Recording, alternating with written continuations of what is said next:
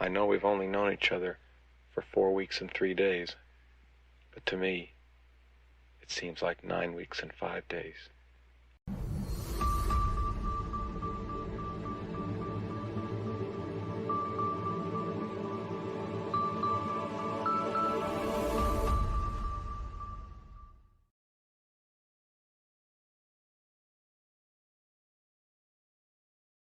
All right. Here we are, all my passionate plant people and garden enthusiasts.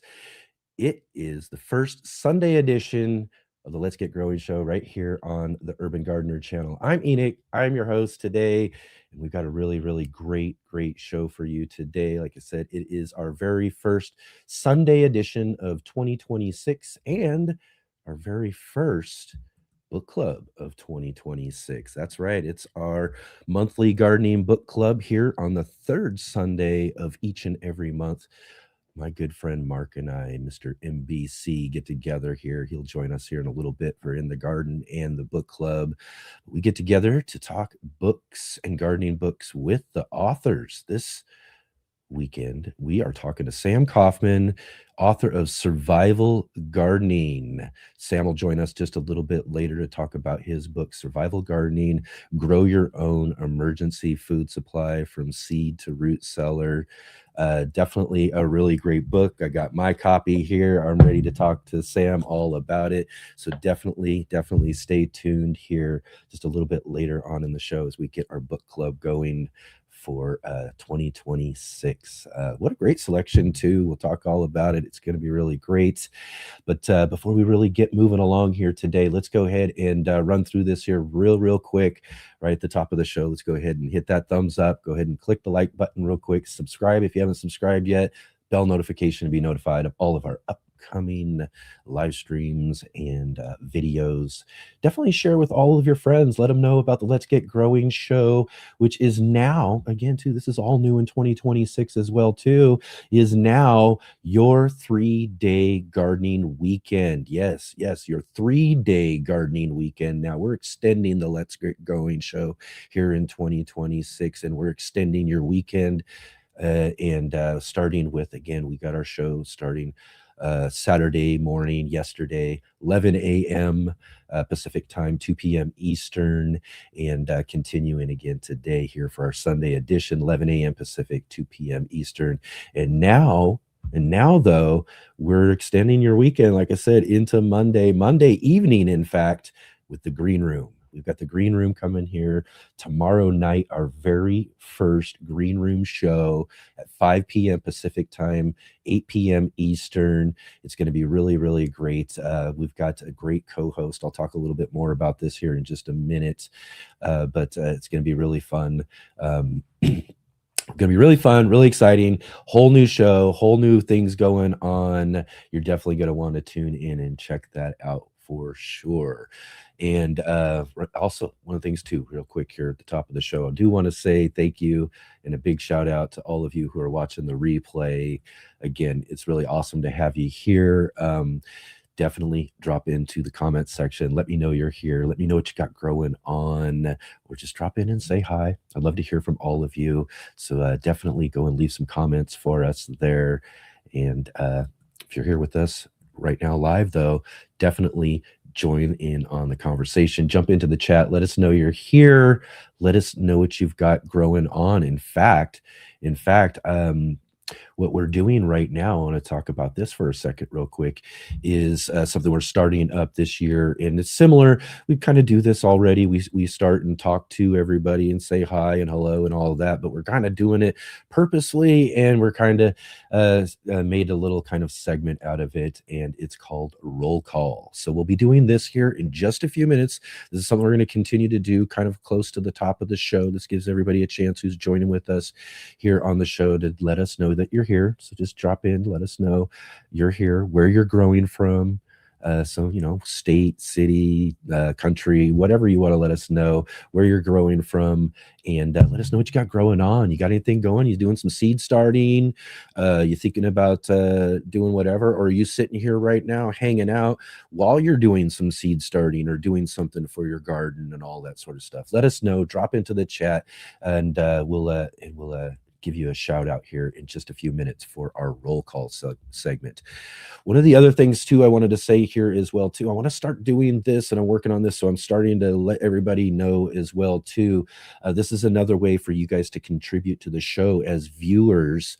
Is we're going to be doing something that I want to put into our breaks throughout the weekend, our whole 3-day weekend. Hopefully, if we can get enough pictures coming in, but I'd like to get viewer pictures, and what we'll do is what we're going to call snapshots of the week.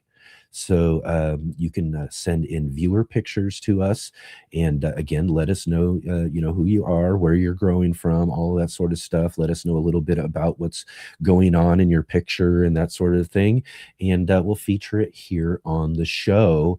Hopefully, we'll get enough of these during our breaks and stuff like that. What I'm going to try to do is reach out from all of our contributors. We got a bunch of contributors now who are doing awesome things for the Let's Get Growing show. So maybe we'll get some pictures from them for a while to get us going, but hopefully in the long run, we'll start getting pictures from everybody like yourselves out there, viewers, just sending us some pictures in and letting us know so we can feature them on the show here.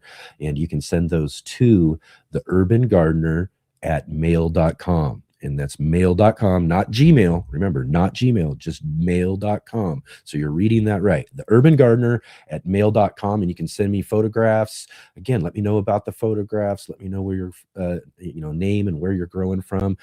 And then we'll get those set up and get them featured here on the show as we get moving along here in 2026 for sure. So I'm excited about seeing the sort of things that you guys got growing on out there. This is a great way to not only, show everybody else and all the other viewers your gardening and things going on. And this could be anything. Like I said, some snapshots of some seed starting, some snapshots of all sorts of different things that you've got growing on in your garden. You want to just show us a little pollinator setup that you have or something like that.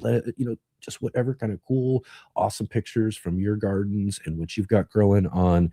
And we'd love to feature those here on the show. And then hopefully we'll have plenty of those. And I'll get to see as well, too, as the rest of the viewers, really cool, awesome things that you've got growing on. So send those in again to the Urban Gardener at mail.com. And let me see some pictures. Let me see what you got growing on, you guys. I really want to see what you have. So send them on in. Send them on in. All right, everybody, as well too here. Again, if you are here with us live too, real quick, drop your questions into the chat too as well. I want to mention that as well. It's the roll call here coming up. So if you do have some questions, we got a great author, a great book and that sort of thing. Great subject talking about today. So definitely drop in some questions and all of that here later on with our guest as well too. So love to see you all here. Thank you all so much for being here. I did want to kind of go over real quick, as I mentioned just a minute ago, we got a whole new 3-day weekend thing going on again too. Monday night, tomorrow night, we are back again, 5 p.m. Pacific, 8 p.m. Eastern. It's going to be the Green Room. This is our whole new show, whole new conversation going on. It's a way for us to kind of also be able to bring back guests who've been on our show before, and then hopefully keep giving us some room to bring on new folks so that we keep continuing to meet new people on the show as well. As like I said, getting to continue the conversation with folks that we've had on the show before. This Monday evening also fits a couple of other issues in booking guests for our show as well too. Some guests can't do weekends, like our guest next week on the show. I've been trying to get him on live. We did a recording with him for a while back ago, but he can't do weekends. So this is perfect. He's going to help us launch it as well too, because we've tried to book him for a while to do a live conversation on the show. So it'd be really great here, and we will talk about those guests and all that sort of stuff coming up here. So again, tomorrow night, the Green Room, Let's Get Growing with Natalie and Enoch. This is your 3-day weekend. And again, too, co-host like today. I got my friend Mark coming up here in just a few minutes too. He's my co-host here on the book club. I love co-hosts. This is just really awesome. So I'm excited about getting to hang out with Natalie. And she's from the Fresh Princess. That's her channel. That's what she does. She's got some really awesome gardening and growing things that she does, hydroponics hydroponically indoors inside of grow tents and just some really amazing things. So she brings a really cool, diverse perspective of gardening as well too. And we're going to talk about all sorts of different things like we do. It's going to be like the Let's Get Growing show, but a little bit different. You know what I mean? We're going to continue the gardening conversation, and that's just what we're all about here, getting to talk with gardeners from around the world, talking about all different aspects of gardening, different subjects and topics that are even outside of but around gardening and all of that, as well too. So we're going to continue all of those sort of similar types of conversations, just a little different type of show. In fact, another thing that we're going to be doing on the show, similar to what we do here on today's show, there'll be some similarities to the Sunday show as well too, in a way, but we're going to have a segment that's produced as well too by a few new contributors who are going to contribute to the show here. We got a whole new segment, and this segment is called Grow What You Eat. This is going to be a segment all about, food and growing and what we're doing with the harvests and all that sort of stuff. And this is going to be done by Shawnee over at Shawnee Grows, Robin at Robin Gardens, and Katrina over at Sow and Tear. They're going to be producing this segment, Grow What You Eat, for the Green Room. This is going to be a really awesome, cool new segment. And for our first show tomorrow night, Katrina and Shawnee and Robin are going to join with us and hang out with us and kind of be our kind of first guests in our kind of soft launch of the Green Room, if you will, and kind of hang out. We're going to talk about what we got going on this year and get to meet each other and talk all about this whole new segment, Grow What You Eat, and what they're going to be bringing us through this cool segment. And I was thinking about this too, though, as well, when we got our two different segments. We got the guys on Sunday, and now we got the ladies on Monday. And we got two really awesome, amazing segments here on the Let's Get Growing show within the garden, and now Grow What You Eat on Monday. So really going to be awesome. Definitely come and check all of that out with us tomorrow night for our very first the Green Room.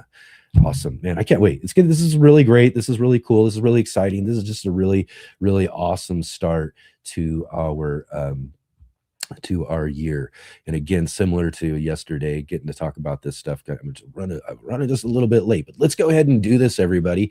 Now, I've been mentioning to everybody, and I hope Jay's got me all set up here and everything, but we're doing our new segment right here at the top of the show. This is where we get to shout out everybody and get an opportunity for oh no, what's going on here? Let me in here. Uh-oh. What's happening here? Oh no. I'm having issues. Oh boy. Wonder what's going on. Why is it doing this?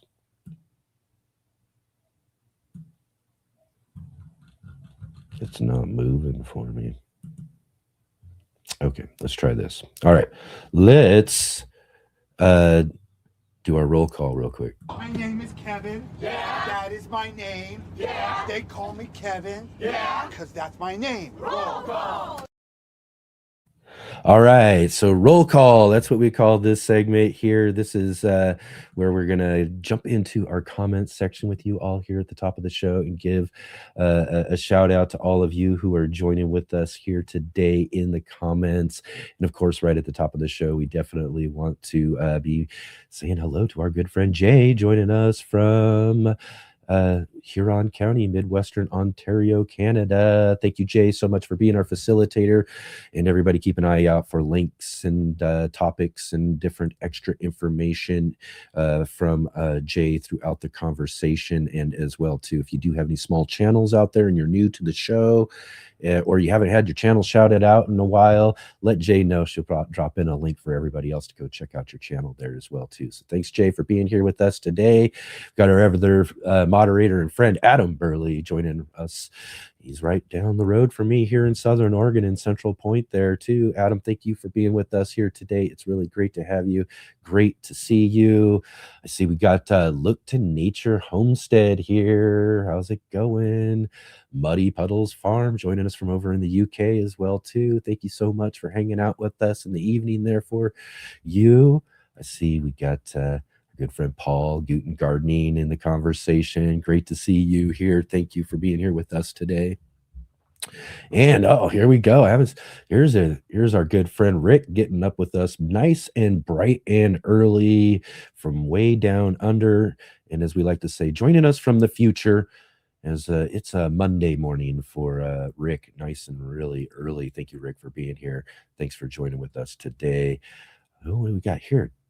Ket's Tiny Wannabe Homestead. Good morning. Awesome to see you. Thanks for joining with us here today. It's great to see you. I don't think I've seen I don't think I've seen your name in the chat before there, so it's really amazing to see you. Thanks for joining with us here. Thanks for being a part of our conversation. It's awesome to have you here.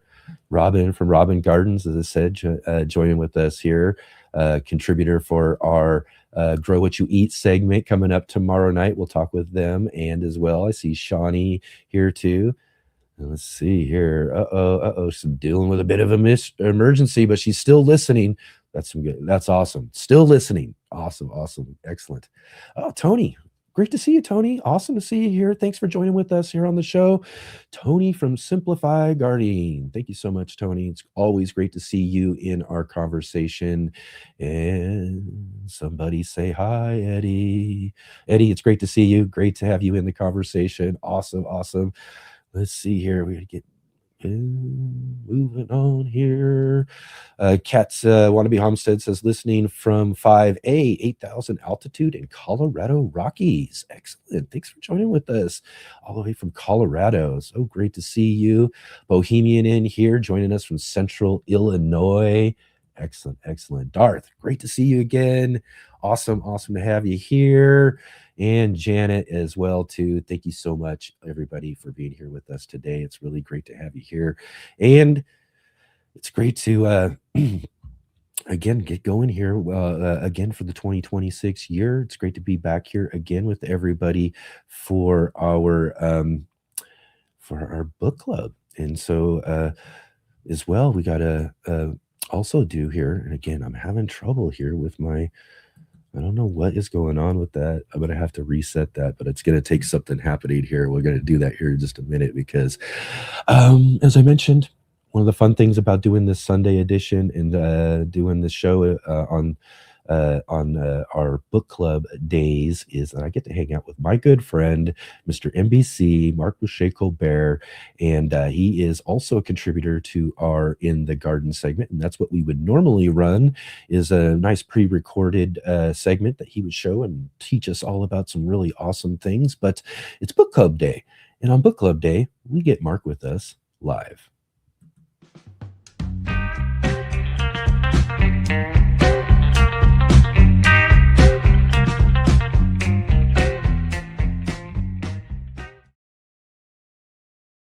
All right, everybody, let's welcome to the show our good friend, NBC. Welcome, and a happy new year to you, Enoch, and to everyone else. This is great to be swinging into the first program of the new year. Yeah, it definitely is. It's really awesome, again, to get things started back up.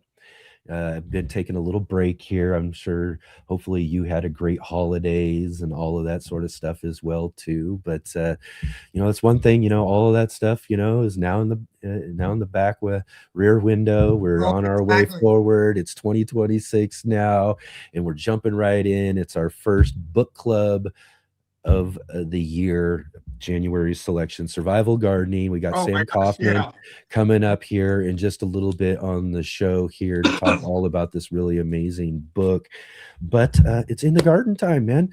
It's great to have you here with us live here for our In the Garden segment. What you got growing on? What's been going on? And in fact, we have it, like an extra week or two, because we saw you early in January. So it's been a little bit longer since we've seen you here on the show.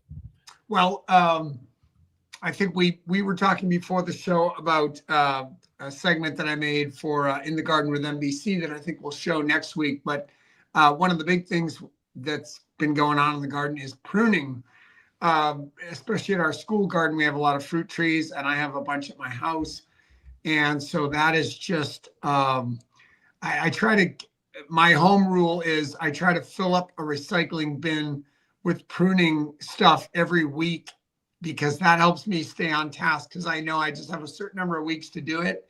I have a lot of trees I got to take care of. So if I'm filling up a bin every week, I'm feeling good about myself. So that's, that's a lot of stuff, but I love pruning because it's so artistic. There's a sense in which you're having this beautiful long-term conversation with a tree or a shrub. And I just finished a week of teaching that to my students too. We always do some pruning. And even though they do a little bit of a hack job, they're learning, they're actually getting out there with the tools. I have to go back and we have some very forgiving trees. So those are okay to let the kids work on. It's just fun. And this week we'll be working on some things. We'll be pruning per se, in terms of like, we have some things like red twig dogwood and willow that we severely cut back to the ground every couple of years, and then we can use parts of those for weaving projects and making like raised bed edges with a kind of wattle or woven weave with those plant-based materials. So it's just like, it's a winter work. It's a great work in the garden. We've had a lot of sunny days this winter. Portland's been very warm and very mild winter. So a lot of time out in the garden to get the winter work done. Of course, the seed room is cranking up now. It's starting in earnest. A couple of years ago, I made an interesting decision to start to get some of the seeds I knew I would need in early January and February. I ordered them in October. So I have this little cache of seeds that I'm ready to go. It takes the pressure a little bit off of making the seed order right away. Yeah. Because I found I would delay sometimes because it was January. I was working on my seed order. I was trying to get the whole year's seed order together, trying to think about all of it. And if I delayed at all, I would not have the kind of stuff that I needed right away to get going. So I just decided, let me separate out earliest part of winter. The stuff I'm going to be sowing early on. Let me just order that separately in October. And then I have it ready to go in late December, early January, whenever I'm seeding that stuff. Things like onions, I'm seeding like some alpine strawberries, things that, parsley, things that take a long time to germinate and grow. Pretty slow growing, but you need to, they can tolerate some of the cool temperatures outside. So that kind of stuff I'm starting early. And then I'm in the process of getting my seed order together right now too, which I imagine you are too. Oh yeah, definitely.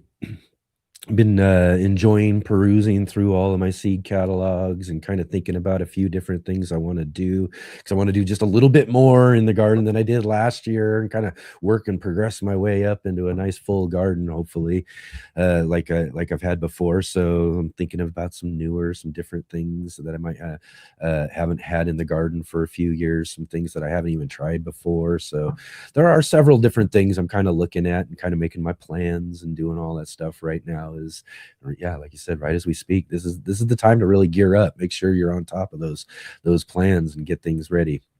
I got 2 words for you in 2026, Enoch, that I'm going to be trying to be focused on. Perennial vegetables. There you go. I think there's a number of books on this, and including one by our friend Bill Thorness, who we had on last year. But I have been benefiting. 2 years ago, I planted something called tree collards, and they have just gone wild. And I have been eating. It's more, the leaves look a little more like kale than a traditional collard, but tasty as all get out. I've been loving those. I ate off of those so much in December. You got like a green or a purple variety? Yeah, well, greenish. I mean, some of the leaves, there's a variation in the color, so it's not solid purple, but there's kind of a greenish with purple highlights. Okay.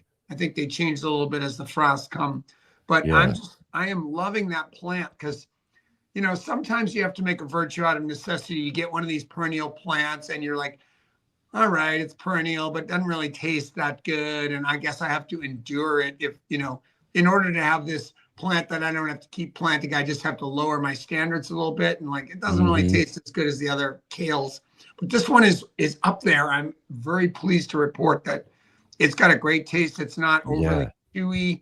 The texture is not, you know, bad. So I'm like, ooh, this is really good. I'm looking forward to this. Yeah, tree collars, I got to try those with my good friend John Kohler. John's a huge proponent of tree collards. In fact, every heirloom exposition that I'd go to, that's what he would do. Like, he'd have a booth of his own, and his booth would be surrounded by all these tree collards that he would, you know, sell off to people and that sort of stuff because he, you know, promotes them. He just loves them that much. And you go to his backyard garden, he's got them towering all over the place. These really just in Las Vegas too. Oh, in Vegas, huh? Yeah. That's why he grows them, because they're so heat tolerant as well too. So yeah. That's why I was like, it's really cool that you grow. And I bet they just grow and look luscious in Portland, though. You know what I mean? They're kind of wild and rangy, though. They can. Kind of fun. They have all these, you know, kind of bends in their stalks, and then they'll come up and then they'll kind of lay down on the ground. And so it's a kind of really Dr. Seuss kind of look, if you want, for your garden. And certain parts of the wild garden, I think they could be really nice interspersed with certain grasses and other things, even in an edible landscape, because they're kind of, they don't follow the rules. They're kind of rule breakers. Yeah, they are, don't they? They got their own thing. They got their own thing going on for sure. So like you said, you get those nice young leaves though too, and everything, and they are pretty tasty. I was really surprised. Yeah, I'm just really pleased with that. I also did I planted a plant of Skirret, Skirret, which is in the Umbelliferae family. It kind of looks like maybe like a big old steroidal parsley plant or something. But you eat the roots. I let it go. I dug it up. I looked at it. The roots are still pretty thin, but I did taste one raw. They're supposed to have like a carroty potato combo, and I'd say that's a pretty good description. So I just decided not to harvest anything this year. I replanted it just to let it continue to grow. But I'm really looking forward to next year, you know, gathering the harvest from that plant as well. And that's another perennial, of course. So some of these oddball perennial vegetables are pretty cool, actually. I think, you know, they're mentioned in our book today, and I think it's worth, I'm going to be looking into it more this new year. Yeah. Again, too, there's nothing better than something that you plant, and then, you know, all you do is just some maintenance. You know what I mean? And you just maintain instead of, you know, reseed, regrow, plant, harvest, you know, repeat, you know, that sort of thing. You know, the other caveat is, especially if you like it, because I've planted a lot of plants in my life where I've just realized, I don't really like this. I'm not going to grow it again. I'm not going to eat it. I don't care for it. So there's a lot of, you know, cool stuff out there. And I think as you mature as a gardener, it's exciting to try lots of different things. But then I think we, you know, at least at the stage where I'm at, I'm sort of like, I really want to like it. I want to be motivated to eat this thing. Yeah. It's going to take up real estate. I mean, you know, we all have a limited amount of space in our gardens. Even the biggest garden, people feel stretched and limited, right? So that's right. It's like, you might as well pick stuff you like. So that's what I'm trying to figure out. It's like, what other perennial vegetables? There's a lot of them out there. Which are the ones that I actually like, that I'll actually eat, that won't just be like, oh, there's that thing again. And, you know, I suppose I could eat it if I had to, but I don't really care to. Yeah, for sure. So I'm trying to find that sweet spot. Yep. Well, I mean, I am just, let's see here. You sound perplexed. You're like, I am kind of perplexed. I'm sorry. I'm kind of caught here in the middle of something. Things are just, well, it's I gotta say, let me fill a little airtime by saying, please. You truly are the garden show beast, though. I mean, you are coming swinging hard, high above your weight class with these 3-day weekends, man. You are just, oh my gosh, right? Isn't it? Taken over the airwaves. And, you know, I'll say this to the listening audience. we've had conversations about sustainability and trying to find you, not in terms of ecological sustainability, but in terms of financial sustainability. And if people are out there and just, want to have ideas about how to support this incredible programming in the long haul, I'm sure you'd be all ears. We're both all ears. Yeah, right. This is a real it's a real offering, let's say, to the garden community worldwide. Anybody who wants to can tap into these kind of programs, can start learning, can go through the archives, can really get a high quality gardening education from the stuff you're doing. And you, more than anybody else I know, is networked with so many garden visionaries. I mean, it's just like you've got everybody on your Rolodex, so to speak. And I think it's just, it's a great year to continue to expand your programming, but I hope folks out there in Viewerlandia are also appreciating that and team effort. Anybody out there who has a good idea for how to fund, how to support, how to keep empowering you to do more and more of this, let them speak up, because I think it's a good moment to say, hey, this is a shared commitment, right? This is something that we all share and we all appreciate. So let's figure out how to keep it going. Yeah, definitely. Well, let's do that. And I appreciate you saying that as well too. And and again, it's just really amazing, the folks and the people who've come around to help build this and put this all together, and even some of the new stuff with the new show and all of that. We got lots of great things going on. We're really doing a lot of cool stuff to bring some really great fun gardening conversations. Hopefully we'll have one here today. We're still hoping on that right now. That's kind of the update here. But again, thank you for saying that. And if anybody does want to, and I've talked about this as well leading up to the end of last year, and I did kind of mention this yesterday on the show as well too, is we're going to try to do things and do some stuff so that we can work ways of trying to, maybe get memberships or do certain things like that, so that we can try to build a little better show budget, so that we can maybe do some more things and some more fun things with the show and really be able to offer a lot more cool stuff as well too. So we really are at this point, really, when it comes down to it, a listener supported type of show when it comes down to it. You know what I mean? So viewer, listener type of thing. We're not the revenues, and I've gone through and I've done live streams talking about the money that comes in through ads and all that sort of stuff. It ain't very much of anything and that sort of stuff. So really, that's the one thing we're looking to do, is try to do that like other creators and other shows and other podcasts. You hear them all out there. They're all doing fundraising and doing things and that sort of stuff. And that's something we're going to continue to do and work and find more ways to do that sort of stuff as we move into 2026 as well. And, we'll keep people updated. But one thing I will say, though, is that there is down in the description below, there are links to like Cash App, Venmo, those sort of things. If you did want to donate like directly or something, that sort of way, or again, they got the super chats, they got all that sort of stuff that's available right now. That's pretty much as far as we've been able to go with that sort of stuff, so until we build out like maybe our membership setup and those sort of things. But again, that stuff will be coming out, but we do appreciate any sort of contributions anybody makes. That's just really, really, really awesome.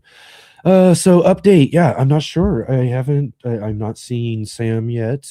I've been kind of wondering, so I did send out a message his way. Hopefully he's not in some survival situation himself. Right. I thought, we did get confirmation and everything. So, and I did kind of send out a message. So maybe some wire got crossed on his end or something. I'm not sure. Well, it's a fascinating book, and we'll, I'm sure, be able to hold our own talking about all the interesting topics there. Of course, if he joins us, so much the better. But if not, I think we'll launch in too. Yeah, definitely. All right, yeah. Again, we'll just kind of play that by ear. I hope that everything's going to work out there on that. This would be a first, I think, first for us in a way. No, we haven't had a miss. We haven't had a miss yet. So, well, we Yeah. did kind of have one that we worked around because we knew, the days the couple of days leading up to it that it was going to be the case. So we kind of switched things up that first year. We Mm. did have that one towards the end of the year, but we were able to fix it and kind of make it work and all of that. But this is the first like live one so I don't know. Maybe Yeah, it's like kind of I like, said, and now here's Sam. Here's yeah, Sam. yeah, Here's Sam. Oh, well, exactly, yes, exactly. here's not Sam. Right. So Um, I'm gonna try this here real quick.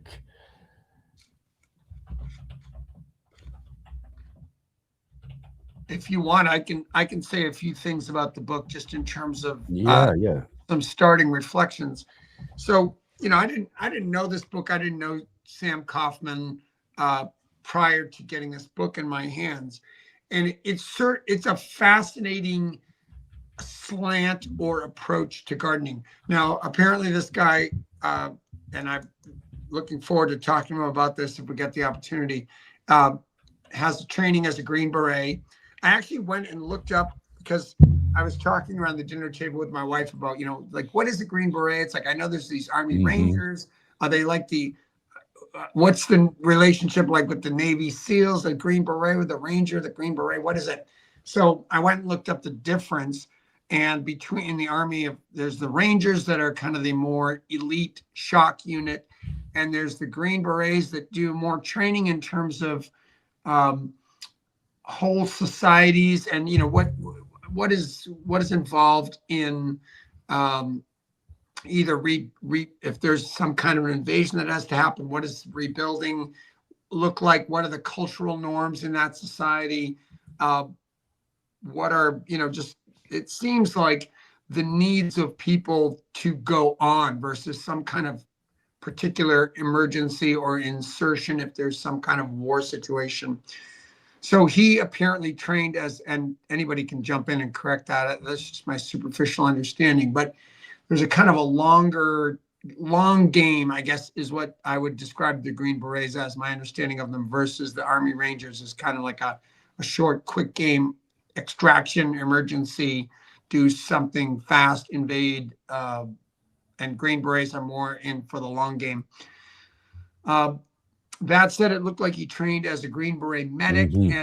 and as an herbal medic, which is quite interesting. So again, that makes a lot of Yeah, sense. If you're going into another culture, you don't have this huge pharmaceutical industry behind you. You have to kind of learn, like, what yeah. are the local traditions, medicinal traditions, what are the plants, and so this makes him uniquely suited in a way to offer this perspective also on gardening. As I understand, he has a pretty thriving herbal medicine business. Is that your understanding too? Yeah, yeah. That's what I believe as well too. I think and as well as doesn't he do like also like rescue as well? Like he has a rescue dog and stuff as well. I thought Okay, I'm not. I'm pretty That's sure he does stuff like that as well too. So again, too, lots of stuff. I wish that we had Sam here and could ask him about yeah. it We'd for like to see sure. Sam. I know. Just tell us about I yourself. just remember seeing lots of pictures of him through again. I know him a lot through like social medias. Be flipping through and see a post he does here and there, and a lot of times I'll see him again, similar to our thumbnail we got for the show with the backpack on, or usually with the dog with him too. So Yeah, I yeah, think he yeah. does kind of like like nature rescues and things like that as well Mm, too. So I'm not sure, but it would be great to and again ask him about that, and in other things, again, like you're saying about the herbal medicine application towards what he's doing in his different professions, or in his initial training too, as you mentioned, being a army medic, or and how did he find incorporating that? Was that, and again too, was that something that was trained in the military, or something that he learned and applied to his training, that sort of thing? So again, I'd love to learn more about that sort of stuff. And again, also something we haven't really talked about too much either here, Mark, as well. And I think we should maybe even this would be our first little kind of endeavor into some herbs and herb type of things as well too, in discussions. So I was really kind of interested in learning about that. Okay, so here's an update. Sam says he's having some internet issues. We are pretty remote up here. Oh, Uh-oh. yeah, let's see. Okay, The curse of the internet and connects here us. we are. Yeah. Okay. Sorry, everybody who's watching. I know this doesn't make for very good show right here as we're kind of moving along as we go. Well, Enoch, while you're talking about that, maybe I'll say a few more reflections on, as a long-term gardener, this idea of survival or emergency gardening has a certain amount of relevance. Now, on the one hand, his introduction, he kind of pokes fun gently at certain kind of emergency preparedness people who, maybe stockpiling all kinds of resources, including seeds. He says at many of the workshops he's taught, somebody will invariably come up and give him a long discourse on all the amazing seeds they have stockpiled, the collections they have, the heirlooms they have accumulated. And then he'll ask, well, how much experience do you have gardening? And they'll admit that they have next to none. And it sort of challenges then the assumption that just merely stockpiling, it's not like clean water. It's not like emergency food rations. It's not like a generator with some extra gas. Gardening is a living act, right? So growing our own food, providing our own food is a skill. It's a whole set of skills. And it's a collaboration. It's an ecosystem kind of work. It's not something you just do at a moment's notice. Yeah. Even though any of us can start gardening at any time, it's a lifelong journey. You never feel like you're done. You feel like there's always more skill to get. So there's just that sense of like, in terms of survival or in terms of emergency, the best time to do it is not when, like so many things, when the emergency happens. You have to anticipate what's going on. And certainly reading the signs of the times, I think we can see that politics, climate, and industrialized food systems are all converging and combining to create an emergency. Whether or not we sense it that way or not, there is a food emergency going on right now. And for somebody who lives in a food desert, it's been going on for a long time. For somebody who lives in a climate that's rapidly changing, it may have been going on for some time. So people are living this, it's kind of a slow moving emergency, maybe with peaks in certain areas, but it definitely is here. There is a food emergency, I'm convinced. And there's never a better time to start your garden journey and never a better time to keep looking to up your game. Yeah, exactly. Okay, so here, update everybody I see into as well. I know Jay's trying to signal me in the back as well. Robin's saying, can he come in audio alone only? That's the problem, is that he's sitting, actually, I just got a message from him. He is in our back room right now trying to have issues with his microphone. Oh, so he, that is his big issue right here. So I think he's trying to figure out the microphone, trying to get loaded on, having the technical issues. So it's good to know at least we're at least that far, we're at least that close. So maybe he'll get this figured out, and we'll see him pop up here in a minute or so too. So just in case for everybody who's wondering out there, that is our issue right here, is audio. So otherwise we would try to get him on however we could, but he's probably freaking out in the background, listening to us go on and on about him and his background. He's like, no, that's not it at all. That's not what a Green Beret is. I'm talking. Right. I know. Let me get in there.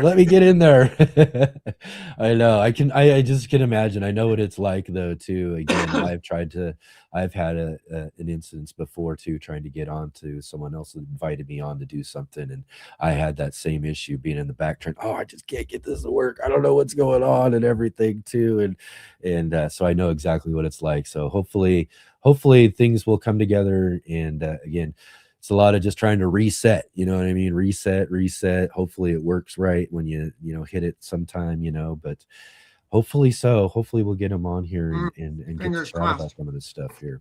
So, Well, do you mind if can we just jump in with some other thoughts and reflections here? And then Sam, if he comes on, can expound on all this stuff.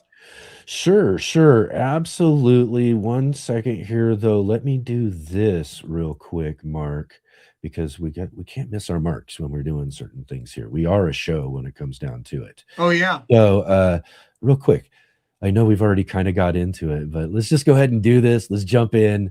We'll hopefully get Sam here in a minute. It's time for the Monthly Gardening Book Club.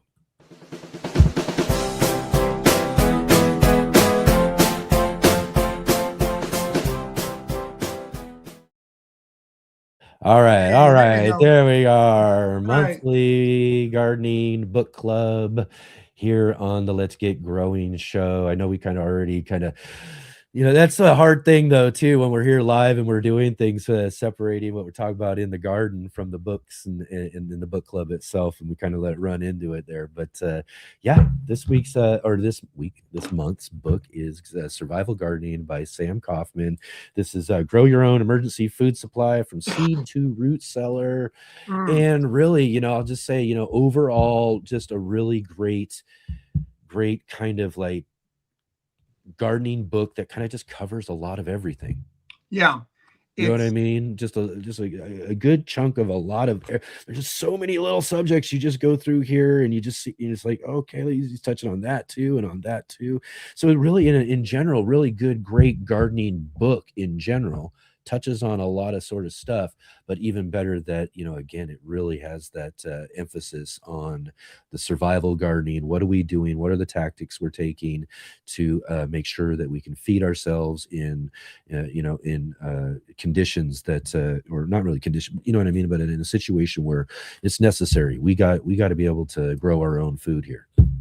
Yeah, I mean, this is a fascinating book, and I found it very stimulating, even as a long-term gardener, to just take this a little bit more emergency perspective, kind of crank up the anxiety maybe a tiny bit, because, as he says, if we strive to grow our own food and enough nutrition to feed ourselves, at least in any measure. I mean, one of my questions is how much space do we need to actually do this? Is it possible for the home gardener? But it doesn't totally matter. The point is, if we strive to do it in any measure, then we are becoming more able. That's the long and the short of it, right? It's like setting the intention, practicing, going through it, trying, learning. Then we are sort of self-qualifying as people who are providing their own nutrition to some degree. And it's no matter whether it's just one basket of tomatoes or whatever you can do to step out of the industrialized food system and step into more independence is a win. It's a victory. We had him for a second. Oh, we had him for a second. Oh, we had him. He's working on it. He's almost there. Yeah, I think he's switching over. He's got a phone or something he's working with right now. He popped up for a second there. Hopefully here in just a moment, we'll have Sam with us and we'll talk, we'll dig a little bit more into that with him there too. So again, right on. Yeah. Again, like you're saying there, I just really like, here we go. Let's see if we can get him in. Let's see if we can get him in with us here. Let me go ahead and switch to this. Oh, it's looking good. I see a third space coming up. Yeah. Look at this. Can you hear us, Sam? Are you there? I can. Yeah. Can you hear me okay? Oh, yes. Perfect. We made it. Awesome. Hey, Sam. Hey. Welcome. Sorry about the delay. Yeah, no problem. Having some technical issues here. Yeah, that's just as we were talking about, whether it's from the show side here, or I've even been a guest and had an issue myself before as well too. It's all part of just putting together live types of streaming content, is that you got to deal with technical issues as they rise up, and I've definitely dealt with plenty of mine. But we really thank you so much, Sam, for taking your time to join with us here and talk about your book, Survival Gardening. We've been touching on and getting into some stuff here, so it's really really great to have you here. We can really just jump right into it. Okay. But really great book. First and Yeah, I love the foremost, book. just really great. I mean, I got it. I was mentioning to Mark here, Sam, is that you and I don't know if you've known, but you and I have been friends through social media for several years now, and I'm always catching posts from you here and there and seeing things and all of that. So I was like, when I was thinking, oh, we need a good book to start with and everything. I wonder if Sam will be available to do it and fill in for us. And you jumped right in, and I wasn't sure what I was expecting again too. Just get the book, and I'm like, okay, let's check it out. And right off the bat, just doing what like Mark and I talk about a lot. We'll spend some time with a book and just kind of flip through first, just kind of flip through the pages and everything. And then after I did that, I was kind of like, oh man, I'm really kind of excited about getting in here because this book is really well put together too. So I do want to give you compliments about that as well. Also, I'm going to be quiet here in a minute because I'm on a ramble for a minute, but I'm going to let you here for a second, Sam. Go ahead and introduce yourself to us and the audience, and just go ahead and let us know a little bit about you, your background, and what's led up to this really great book, Survival Gardening. Sure. Yeah. Thank you for having me, and I appreciate the kind words about the book. That's my second book with Story Publishing, as you probably know. My first being Herbal Medic. My stronger suit in the whole world of plants and working with plants is more as medicinal, botanical medicine, which I've been doing for over 30 years.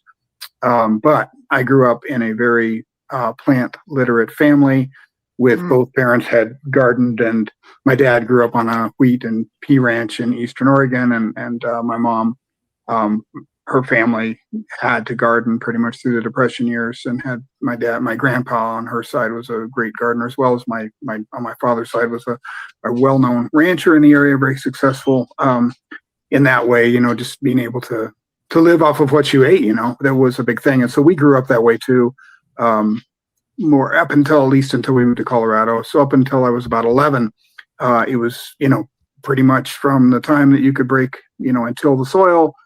That was our job. We had a big family, and we were the work, and I remember from the age of 4 or 5, my mother explaining to me that the plants that she talked to out in the garden did always better than the ones she didn't talk to. And so, we harvested all our food, of course, and we had fruit trees and then canned everything. And it wasn't like it was our only source of food, but it was a big part. I would say probably 30% of our diet in the winter was whatever we had grown during the summer. It was very common. So I kind of grew up with, just working with plants and talking to plants and being around plants as being a natural part of my life.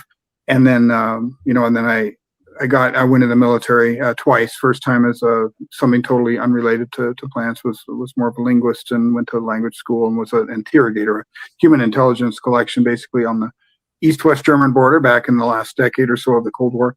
And then got a degree in linguistics, and then came back in to Special Forces, a Special Force medic. I decided I wanted to get into medicine. And that was kind of the way I wanted to do it. And so from that moment really was already. Oh, that's right. Again, too, we got to remember Sam's joining with us. As soon as he said Cold War, he went into a deep freeze. Uh-oh. Yeah, exactly. We got to watch out. All right. So hopefully here let me go ahead and we'll go ahead and go and pull Sam off here just for a minute so he can maybe reload there or something. Again, remote location. We have to find out. Did we find out? Did he say where he was at right now? We should have asked. I don't know. The book says about being in Texas, but I don't know if that's his home, where he's from now. Or I was going to say, he could be way out there somewhere. Yeah. Right on. But yeah. Definitely, again, too. So again, he's going over that. I know in the comments, Serena was asking if Sam wait, here we are. Sam is a veteran. Yes, so he was touching on that as he was just dropping out there his experience as a veteran. So let's see here. Hopefully, again, it's probably just going to be a bunch of resetting and trying to get the internet to kind of reconnect and all of that when it comes to having trouble with whatever tower or whatever. Sometimes you just got to reset and try to recommunicate with that tower all the time. It reminds me a little bit about the food system, the internet system. We think we have immediate and universal access to everybody because we have internet now. Yeah. Just like we think, oh yeah, the food's always going to be there in the grocery store, no problem. We have this global food supply network. It's taking care, somebody's taking care of things somewhere. And then Yeah. as soon as you have an interruption, you realize, oh, maybe this isn't as quite as robust as I thought it was. Exactly. We could get kind of used to all of this easy access too. I mean, it is one of the things that's really great about being able to do this show is, everybody having internet and the ability to connect like this. So, all right, let's see here. I think we got him back on. Let's hit our 3 panel. Get Sam. There we go. Back at it again. Good to go. Hey guys, sorry about that. Yeah, Not I a think problem. Don't even worry right. about it, Sam. Don't even worry about it. If it Well, I happens shifted again, over to a different internet now, so I think I'm probably going to be okay. okay. Anyway, Either I know way, when no I worries. crashed out, I was just talking about my first time in the military, Cold War, Eastern-Western border. And then I got out, got a degree in linguistics actually, but then I decided I wanted to get into medicine, and so I came back into the military a second time for 6 years. My second time, so total of 10 years. Second time I went into special forces, so I was a Green Beret medic basically, and that's an 18 Delta in the Army. And even from the time that I started that, really, even before I started that, I was already very interested in plant medicine. And so, a special forces medic is a very much it's a focused on not just combat, paramedicine, but also long-term care, what they call now prolonged field care, but back then they called it austere medicine, in the field where you may be 2,000 miles away from a medical director. So you're kind of everything. You're a nurse practitioner, you're a combat paramedic, you're making decisions that are a doctor's decision. So with that kind of as my underlying medical introduction or into medicine over 30 years ago, herbs were always medicinal herbs, and botanical medicine was always coming with me, literally in the field with me for my own use. And then eventually that expanded and expanded. That got me into gardening, of course. Of course, a big part of that is botany and wildcrafting and learning, what's in your backyard or in the forest behind your house or the park or whatever. But the bigger part of that for me has always been gardening because I love the garden. So that got me into really understanding the basics of how important it is that you have good soil. And even growing up with my parents, who were both farmers and gardeners, they really didn't understand, in my opinion, what I know now. I wish I could go back in time and take care of all the vermiculture. And we lived in Colorado, so we wouldn't have been able to use black soldier fly larvae or anything. But certainly, all the stuff I could have done to help our soil. And when we moved to Colorado from Washington, the soil was horrible. It was that bentonite clay.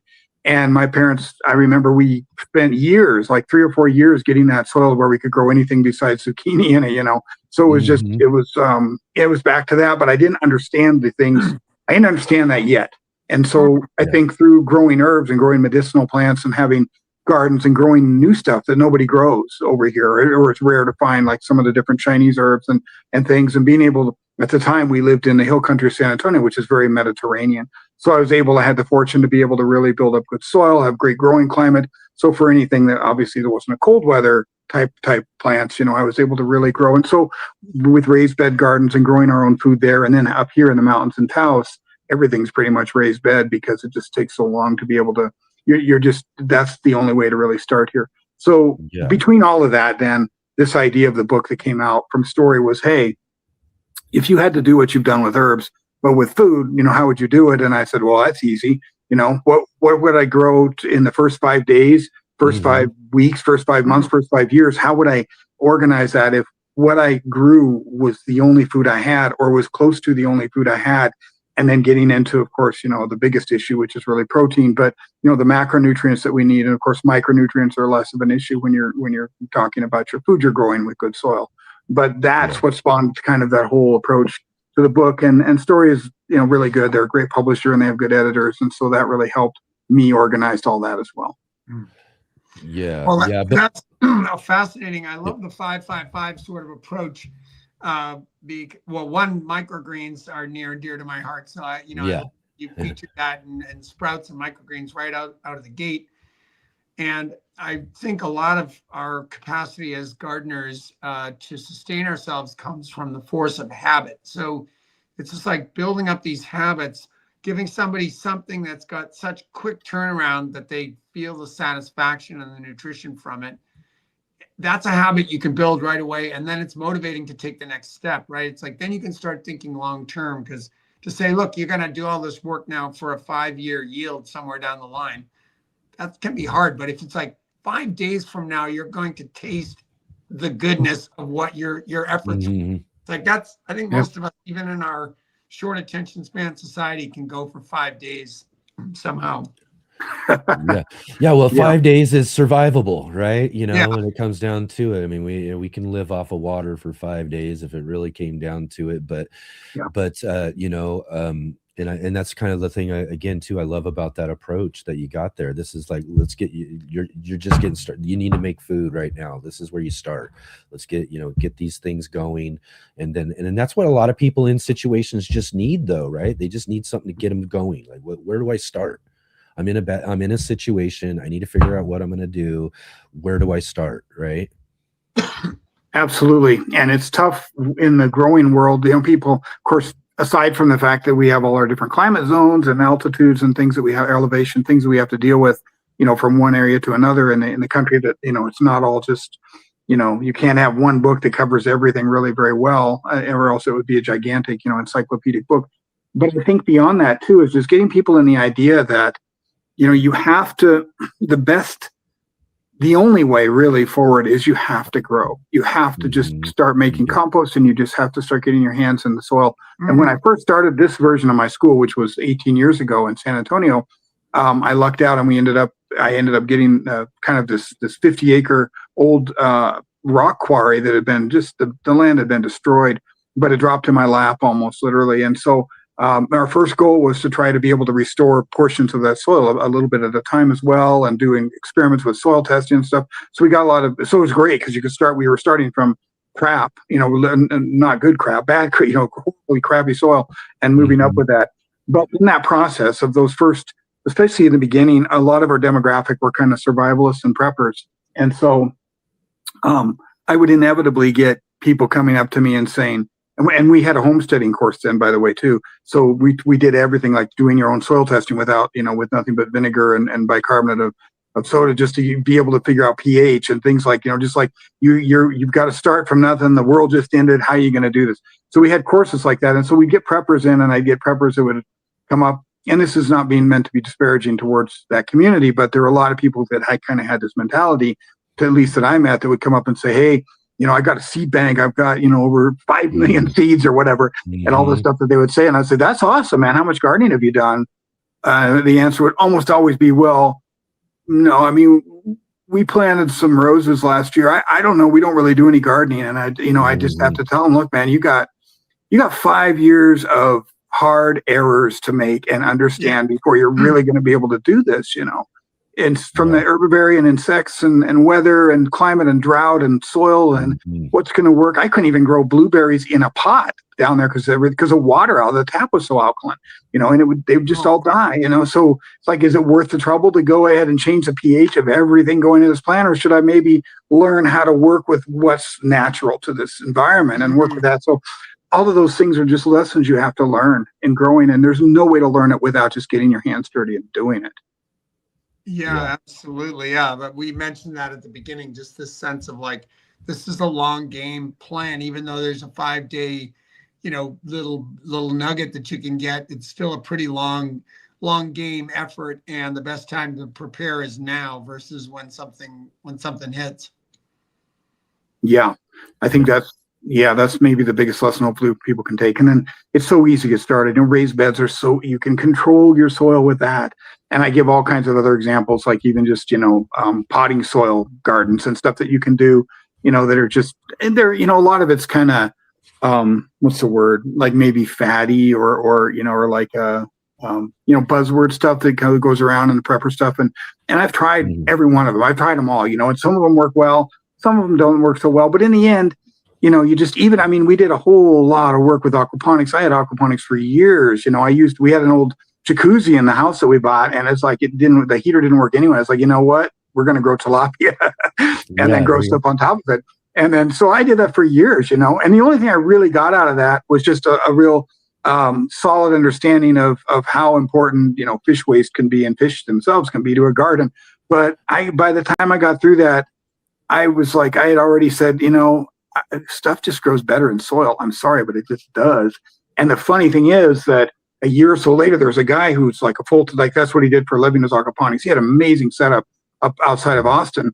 And I mean, we'd go up there and visit him, and he taught some of our classes for us. We'd send students up there to really see like the business of aquaponics, from tilapia to kale. And we go up and visit, and he'd say, hey, take some kale with you, and you chop off. It was like a jungle. You'd have to carry the kale around over your shoulder because it's like, 3 and 4 foot long leaves, And so it's great. But a couple of years after, I had just decided, I don't know if it's just me or what, but I was talking to him, and he's like, I'm getting out of the business. I just feel like food grows better in soil. And I was like, wow, that's so cool to hear somebody, a professional grower tell me that. And it's like, it's true. So, these are things that you just learn, and you just start to understand, and you work with your plants every day, and you understand how they look and how they feel. And like even putting in, sunlight, like a LED full spectrum sunlight in our sunroom, because it only gets kind of the morning sun, and just the difference in how the plants have responded in a matter of a week. It's like, oh my God, why wasn't I doing this before? These plants love this, this, I'm going to get another one, man. They need more light, clearly. And these are like beginner mistakes, but they're just things. It's like, we're not doing this full time. This is a new place. This is a new climate. This is a new elevate. All this stuff's new. And, you got so many other things I'm taking care of. We run our campus off of here and stuff, and there's a million different infrastructure issues. So you don't have time to devote in the normal person's life, unless you're literally a full-time farmer, to think about those things. So, the only thing I can suggest is you just have to consistently, grow and make mistakes and learn from them. Yeah. Yeah. I'll say one thing that besides I think you bust a couple of different myths, which without really trying, but you do in the sense, and one is this sense of, you can just show up with 5,000 seeds and you're good to go. You're set for any future emergency. It's like, no, it's a skill set. You got to work on it for years. Okay. The other myth that I think in gardening that you bust, which is great, and I see this a lot with food banks, but I think a lot of gardeners subscribe to this too. It's like, we grew 10,000 pounds of food last year. It's like, oh, good. What was that? Cucumbers and tomatoes. Okay. Basically what you did was package water. And it's like, we know what water weighs. So basically you took that many units of water, put it inside a tomato skin or a cucumber skin, and you grew that. Good. That's awesome. But what you go for the nutrition, it's like, look, human beings need this many calories to survive. Here's the breakdown. We need this carbs, proteins, fats. Oh, there's different kinds of fats. Don't think your sunflower seeds are going to give you everything. And then there's micronutrients. You got to meet that standard to survive. Your body has that standard. You cannot live on cucumbers. So how are you going to do it? And I think that's a major contribution of this book that most gardening books don't touch on. Right. Thank you. Yeah. And I got that. I came into that from the survival side, right? I mean, because I used to teach wilderness survival from the ground up, the urban survival. And one of the biggest things, the biggest issues that you have there, of course, anybody can survive, like you said, on water for, the saying goes, the rule of threes, right? 3 minutes without air, 3 hours without shelter, 3 days without water, and 3 weeks without food. But, if you really want to do this for real, you have to consider, if you're out there just surviving off of some berries that you're picking off a plant, how many calories, how many squirrels or small game would that be, as we introduce meat into it? And we used to go grab rabbits too. And I think rabbits was probably the best food that we ever grew. Of course, we had chickens and quail and all that kind of stuff too. But I think rabbits, especially from a prepping standpoint, I mean, you can get from one full grown rabbit that you fed. So they've got lots of fat on them too. It's not like a wild rabbit. You can get a gallon or a gallon and a half of bone broth. That'll keep you going for a week. It's insane how much good nutrients. So we get into the meat. Well, it's like, well, let's say we don't have that, or let's say we're very limited. We've got a little bit of small game at best, but what are other options to be able to get protein from our food, and especially from our plant food, or, like other countries and other cultures do, from insects and our even the herbivory that's out there eating our plants, depending on what kind of insects they are. Yeah. Yeah. Again, too, a lot of that, again, also, I just say before I go on though, too, is that, really well put together. As I'm flipping through here again too, I love the pictures. Just for a guy like me, this is the type of book I really like and everything too. But again, one of the things I'll say though, and someone was mentioning here in the chat, and let me see if I can find this real quick. Oh yeah, Shawnee was asking about foraging, and you talk about foraging there too. And I was just thinking as well about what I was mentioning there. You know, as we're in some situation, we got to figure out what we're doing. Microgreens, we talked about that. It was a good instant start, but probably one of the first things we're going to be doing is foraging and trying to do some of those sort of things as well too. So you want to talk to us a little bit about that? Absolutely. And the good news is, if you're a gardener, a lot of foraging can be done right in your own garden. I mean, these are Yeah, and of course, I came to this again from the medicinal side. Vast majority of our good medicinals are weeds. They're what we consider weeds. So this is what, and in our garden out here, we have amaranth or pig's weed. We have curly dock seeds, and we had lamb's quarter. And that just this last year, we just, I really finally went to town on the raised beds, because my wife, really wanted to garden extensively this year, not just like messing around with it. So I did.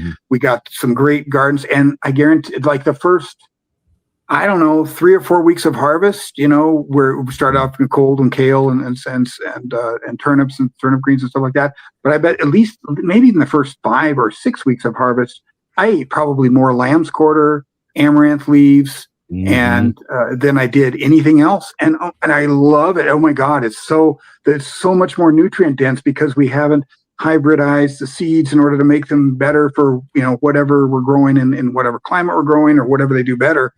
And I'm not saying that that's not important too. It is, of course, but still, man, getting out wild food, just foraging it right out of your garden. Eat your weeds. Most of them are edible, and even if they're not entirely palatable, there's many ways we can cook them. There's a real art to cooking foraged food too. Yeah. And similar to, and you do talk about it in the book when it comes to foraging, and as well, you also got another section too towards the beginning as well too, because another part of foraging would probably be, mushrooms. But on that side, what you're talking about, and I'll just mention this because our very first book we had for our book club was How to Forage Without Dying, right? Not die, right? Right. But again, too, and I think a lot of your focus too on mushrooms here is also about growing your own and those sort of things, and that sort of stuff. But similar, you do got to kind of be careful while you're out there, whether it's foraging for other things or mushrooms and all that sort of stuff. But yeah, it's kind of like that first sense of substance that we're going to be getting if we're trying to survive those first few days. Yeah, and I think another thing, just as kind of like a caution for most people, and I used to teach this, when I was teaching survival, and I learned it the hard way on my own when I was, because I tested my own survival skills. I'd go on my own little solo walkabouts with nothing but a knife, an elk skin, and something to be able to, like a canteen cup, military canteen cup, to be able to boil water in. And the rest of it I had to forage, I had to deal with out there, making primitive fire and all the stuff that I had to do in order to just build my own skills. And so I was eating a lot of forest food and learning a lot about that as I went. And one of the first lessons for me was that, our guts are not used to eating wild food at all. Even this, like the lamb's quarter that grows in your yard, if you're not eating it already, if it's not a part of your diet, you really got to cook it. And you really need to be careful with how much you eat to begin with, and how you introduce your gut into that, or you'll end up pretty sick. And along with that, like things that books will tell you are absolutely, edible, sometimes aren't. I've found that out the hard way too, foraging roots of some different plants and then cooking them and being like, yeah, this is great, but hey, hold off, let's just nibble. And, within about 5 nibbles, it's like my stomach already starts responding, and so these are things, you have to be, I think, aware of. Cook the food, always cook your foraged food, make sure you know what it is. And especially with mushrooms, that becomes an issue. But some people, if you're really an avid mushroom hunter, you're going to know your mushrooms for sure, no problem. But that's why I get into growing it, because you can actually, there's some hacks we can get from just the mushrooms we have at the store to be able to grow on too. It's not perfect, but you can do it too, and I've done it. And then, of course, being careful how much you introduce into your diet at a time. Yeah, because that's a real important thing to be thinking about. Is we are in a sense of, if we're in a sense of survival, we're out there getting things. We do really also have to be careful in what we're doing in that sense when it comes down to it. I know you're probably familiar with the book Into the Woods, the Christopher McCandless story from years ago. Oh yes, yeah, right. The gentleman who went up in Alaska. Right. And ended up eating something he thought was familiar from his guide, and even his guide kind of misguided him, and you know, and and can be some He basically slowly starved to death. It cut out his body's ability to gather micronutrients. Yeah, that's one of the John Krakauer I know covered that really well. It's a good book. I remember reading it when it came out. Yeah, very compelling. Gotta be careful. There was something else when you said that about foraging. I was going to mention, tug on it. Now it slipped my mind. It'll probably come back. But I think it's just really important that, that if you're going to, it's sort of like growing, when you're gardening, it's like in order to do it and be any good at it, you have to just start somewhere. And even if it's just gathering some dandelion greens that haven't been sprayed with Roundup, in your backyard, or something, getting used to kind of the idea of bitters as being a part of your diet too, and being able to cook those dandelion greens in with your food. I'm easy because I have I personally thrive on a paleo diet. So for me, just chopping up a bunch of greens and mushrooms and some kind of food, a meat into a pan and cooking it, and I am good to go. I mean, I could literally live off that all the time. But, even for people with a more either sensitive or more acquired palate than mine, I think, you can absolutely learn to cook forage food that's just amazing, Yeah. Sam, talk to us a little bit about, you have a section on urban strategies, and it kind of the whole idea of, gardening for sustainability, there's a certain amount of space one might need. And I don't know if you have that worked out to a certain number of square feet or such. But I think most people are going to find themselves in a situation, especially urban dwellers, where they don't have anywhere near the amount of space they would need to provide their own nutrition. How much do you think is needed for a person? And what do people do when they don't have enough space or they don't have that gardening space? Yeah, I think that goes back again to experience. I think the more experience you have in it, probably the more nutrient density you can pack in. So as we get into, at least, poly, grow up, not monocropping, but polycropping at a minimum, or forest gardening is where we can get that too. But it has its limitations, right? I mean, and the forest gardening became really a big thing back in the first days of permaculture. And everybody was like, it was that fantasy that, if I plant everything just right, I can lay right here and let the grapes just drop in my mouth. Like people don't understand how much work it was. But I think as we get into vertical, so for instance, and I forget their name, but the family in LA that's very famous, it grows something like $150,000 worth of food per year in like not even like a postage stamp, not even a quarter acre. And they just have massive, vertical, and they've really figured out how to use the space. So it can absolutely be done, and you can grow a lot more in a small space. And to be honest, if you have 20 acres of land and you're thinking you're going to go garden that, with you and just a couple of family members, you gotta wake up coming, So I mean, we need so smaller is better anyway. Raised beds and being able to rotate crop rotations and doing, again, not these monocropping concepts, but really being able to rotate and understand the plants as they go through. It's like and this is mistakes you'll make too, as to what you put in after what and what's going to work better. But I don't think it's as much of an issue as people think. I think a bigger issue outside of space, granted, you need some space, but I think a bigger issue in that is how much sun is your spot getting. And of course, your soil is incredibly important. But, what's the climate? What's the actual, what are you growing? If you have a postage stamp little backyard, or even just a big patio behind an apartment or a condo in, let's say, San Diego, whether it's, closer to the coast or going away from it a little bit, you're going to be able to grow like crazy. That's that Mediterranean climate. You can grow anything out. You throw a seed to the ground and it grows. Or Hawaii, or something like that. I mean, just look at how food grows there.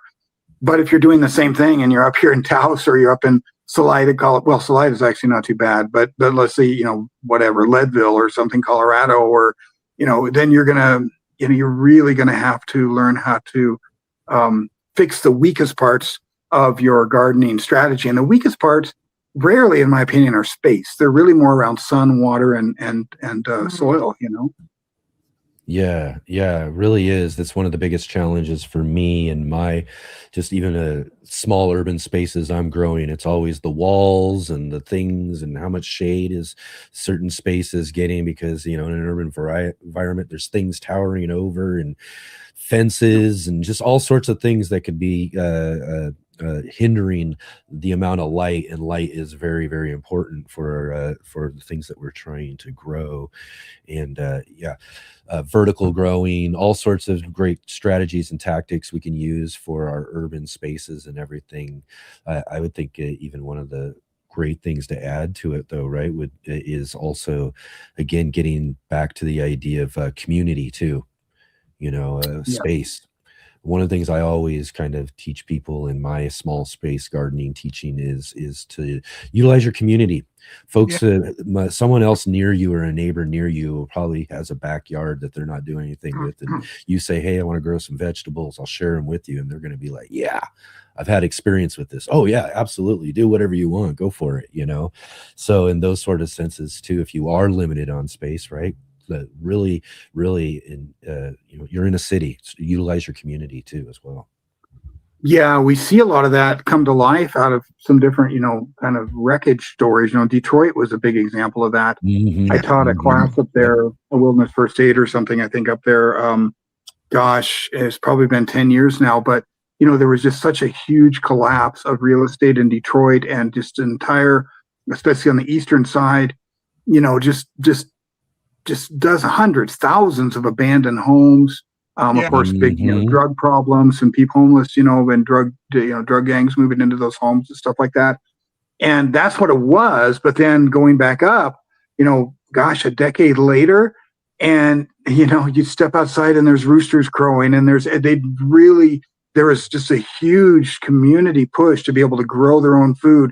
You had aquaponics going on. You have, obviously chickens and rabbits and that type of thing going on in these gardens. So I think the community is absolutely, especially in an urban area, it's not even a nice to have. I think it's really like a non-negotiable. You have to have community involvement with any garden spaces in an urban area. And don't forget also, of course, whether it's not a post-disaster situation or not, you've got the guerrilla gardening concepts too, where you can plant in public spaces that maybe are going to be safe from, green belts and things that are going to be safe from spraying, where you can do that. And I lived in Denver.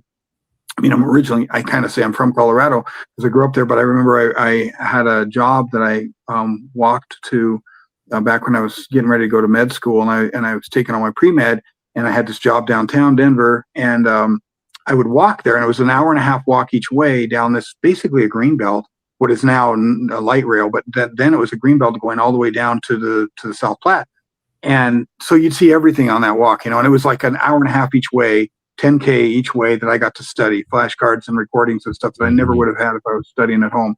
So it worked for me. But I just remember like seeing the seasons go by, and you would see some of the more, like I would say, savvy homeless folks that would be living off of stuff growing on the greenbelt, and then the Mexican communities, the Latino communities, just out there just harvesting the hell out of choke cherries and anything that was in, they were out there on that greenbelt. It was free food, anytime it was in harvest.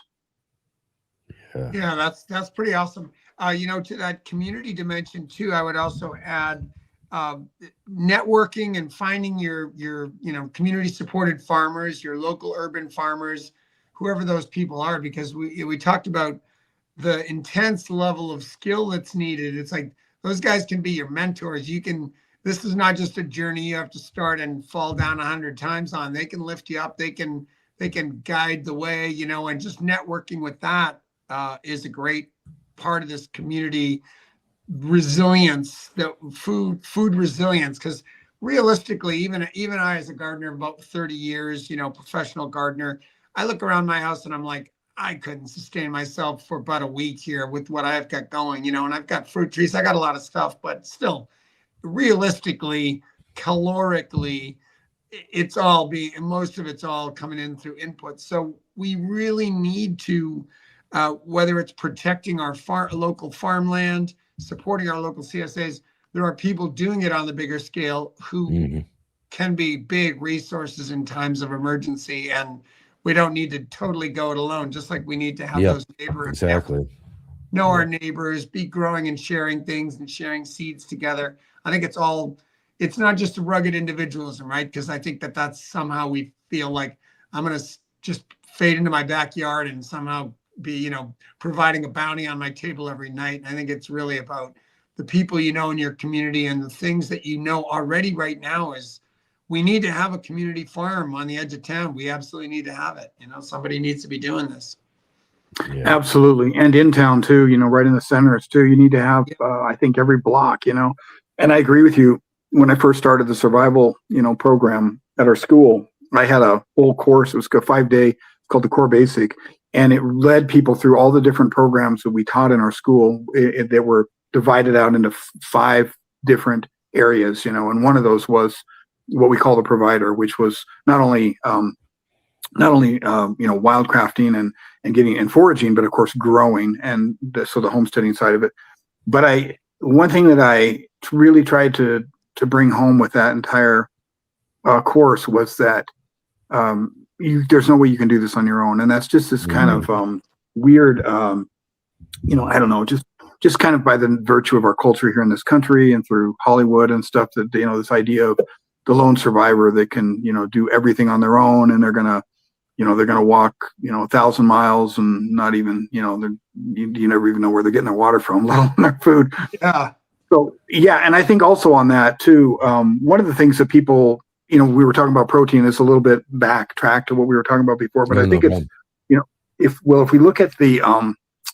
we look at the history of man, of our species, the amount of protein that we got from nut trees, I think it's really important to remember. And even I've read this somewhere a long time ago, I can't remember where I read it, that if you took all the acorns that the human species have ever eaten and put them into one pile, and then you took all the wheat and the rice and put those into one big pile, that the acorn pile would still be bigger. That's how much our species relied on acorns for our vegetable protein for thousands and thousands of years. So, those kinds of things, it would depend on what climate you live in. Of course, oak grows everywhere, literally. But, these are things that you can think of in terms of your own gardening. If you already have, and especially if you're doing like polyculture or forest gardening, you need some shade. You're going to have some shade plants. You're going to have that canopy side to your, whatever it is, depending on how much room you have. So, not just fruit trees, but certainly nut trees. And of course, they take a lot longer. But hopefully, maybe you live in an area where you're, where those pecan or oak or whatever it is have already grown enough to where you can plan your garden around that too. Yeah, right on. And again, so many great things. And I want to make sure, I know we're not going to be able to touch on everything that we really want to, but I do really want to spend time, and you did mention this just a little bit earlier though too. And in gardening and growing, we all kind of get to the point where we, after a while, we do come to understand the importance of soil and soil fertility. And you really spend some good time in here talking about it. In fact, I'm just going to read one of your parts here that you have here in chapter 5. You say, soil health is arguably one of the biggest factors in the quality of food we grow. Healthy soil is generally composed of about 25% water, 25% air, 45% particulate matter, from clay to sand. It affects the soil's ability to retain water and nutrients. And 5% living soil, microbes, fungi, earthworms, arthropods, and more. The living soil is the portion that feeds our plants and gives them the nutrient density our bodies require in order to maintain health and energy. It is also what has been stripped away from many soils in the U.S. through the practice of monocropping. The lack of nutrient density in the most conventional produce grown in the U.S. can be directly attributed to the decline of our soil health over the past century. So, from that there, that you start that chapter and you go into, and again, you spend some really great time talking about lots of different parts of or important aspects of maintaining good soil health and fertility through composting, and setting up different composting. But the one I really wanted to focus on here is you do spend a good portion of time in this chapter talking about vermicomposting. And vermicomposting is really kind of close. One of the things I do, I've got my worm bins, and I make my own vermicompost and worm castings and all that sort of stuff. But let's talk about that as well as another aspect of this and fertility. I'll let you kind of go on about it all you want about that, but also to compost tea too, because this is what I did last year. Really, was my only inputs to my garden last year was the compost tea that I made from my vermicompost that my worms made, and that was just kind of my experiment I ran yesterday. Everything really grew really exceptionally well, even though I didn't pay much attention. It didn't really work on my garden though as much as I wanted to. I was really surprised that things really went as well, and I kind of contribute that to just working the soil and utilizing that just simple worm compost tea. But talk about that and maybe other aspects and other things that we could be thinking about as far as vermicomposting and compost teas and stuff like that. Sure. Yeah. And that is absolutely the most important aspect, I think, of growing food in our culture currently. The publisher wouldn't let me get into the medicinal side of it that I would have loved to. But as I'm a clinician, I'm an herbal clinician, I'm a licensed acupuncturist and licensed herbalist, and of course have been working in medicine in one way or another, whether allopathic or otherwise, for the last 30 years. So it's really hard for me not to talk about it. But I think that a huge amount of our immune deficiency issues, our addiction to sugar, our obesity, our diabetes, type 2 diabetes, just that have just gone out of control over the last, couple generations, are directly attributed to the lack of actual nutrient density in our own foods. And that's not just stuff that we're making in a factory somewhere, but the actual food stuff that we're pulling out of the soil in the first place to be able to make. So, I don't want to get into that too much, but I just wanted to say, I think, it can go even further in terms of talking about how important soil nutrients or nutrient and building our soil is. And yeah, I think worms, man, that's the shortcut. That's the way to do it. I agree. And of course you got to break down your compost to feed it to them. I actually use a Lomi or like one of those, kitchen composters, and just do that. And then I feed them that. And oh my God, they love it. And I have a worm tower. I don't have a lot of room to do real worm composting, but I have plenty to do what we work with and get plenty off of it. And yeah, I agree. Whether it's even just vermiculture compost tea, or we can actually make, compost tea with compost, especially if we break it down and let it sit in its, it can stink pretty bad if you're going to do that. You have to kind of, you have to figure out how you're going to do that, and, the right amount of days to do it. And you don't want it all fermenting and turning into, mush and stuff. But to be able to do that, man, I agree. That is a great way, because water is the great, it's the great universal solvent. And so it pulls everything and does everything we need to be able to pull it in and get it into the soil where it needs to be, as opposed to what I do a lot of times is just take all my castings and just sprinkle them around the top, and then just water over that over the next, several weeks or whatever. And, it gets down there, but it's not as effective. I agree.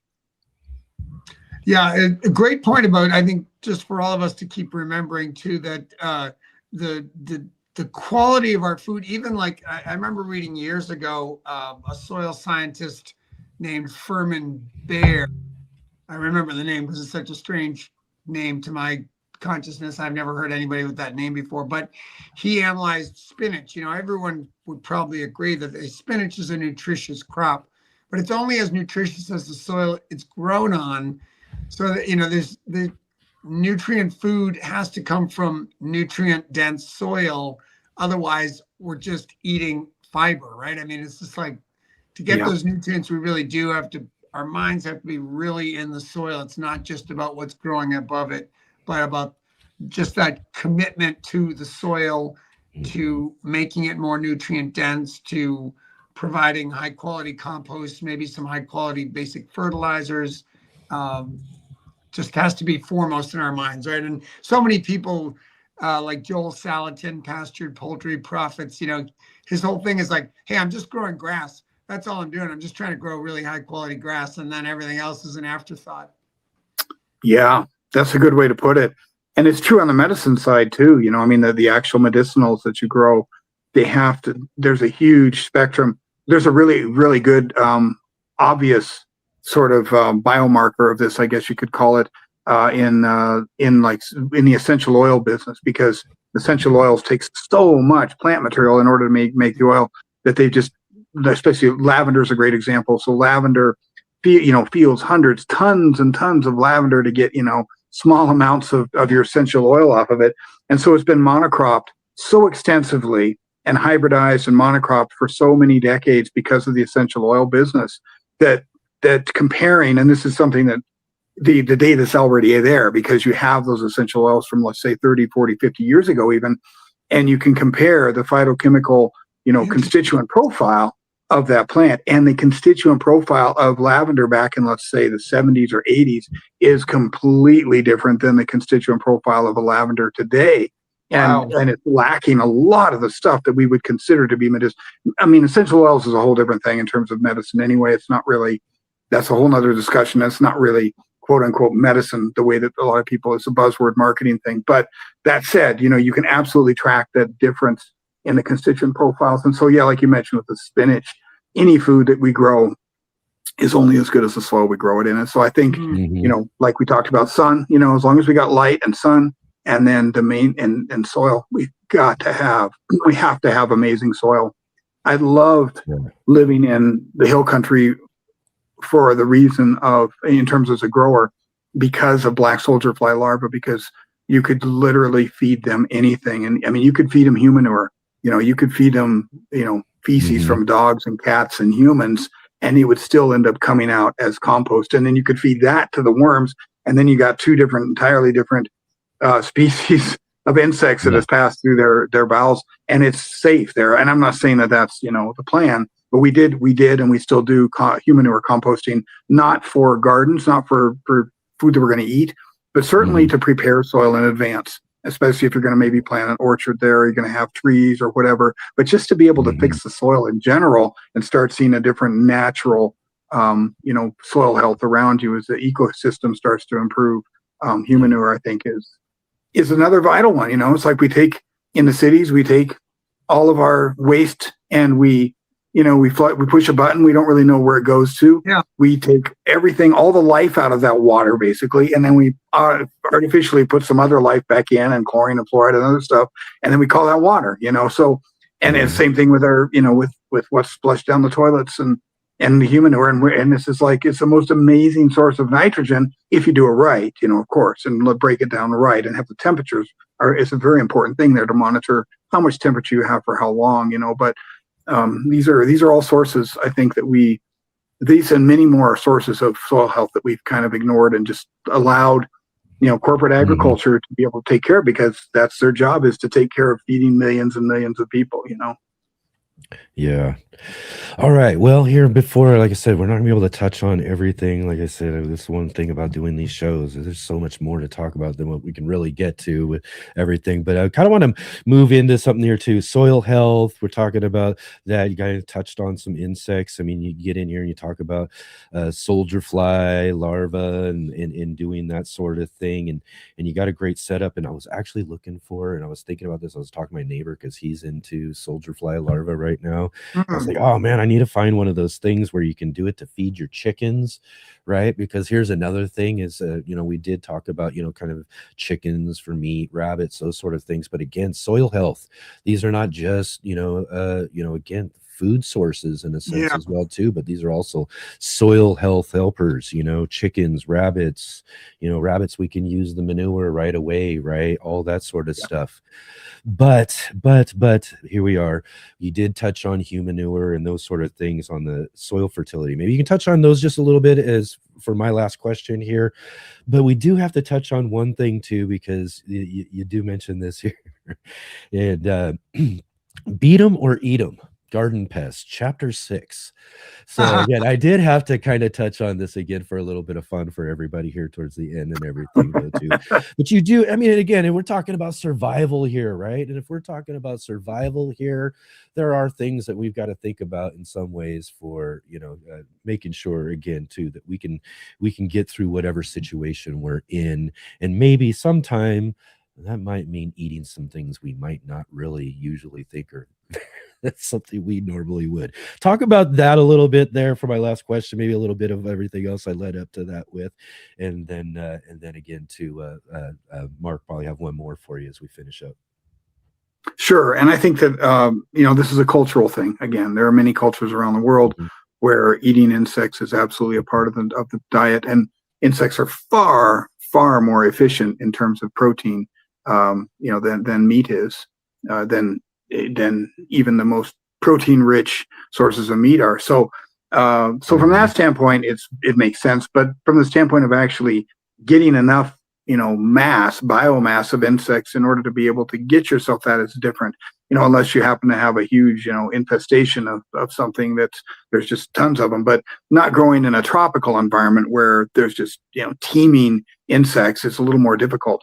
So then, it's like, well, can we sort of try to get the best of both worlds where we're trying to rid our garden of pests, but we don't want to use, any kind of pesticides, obviously.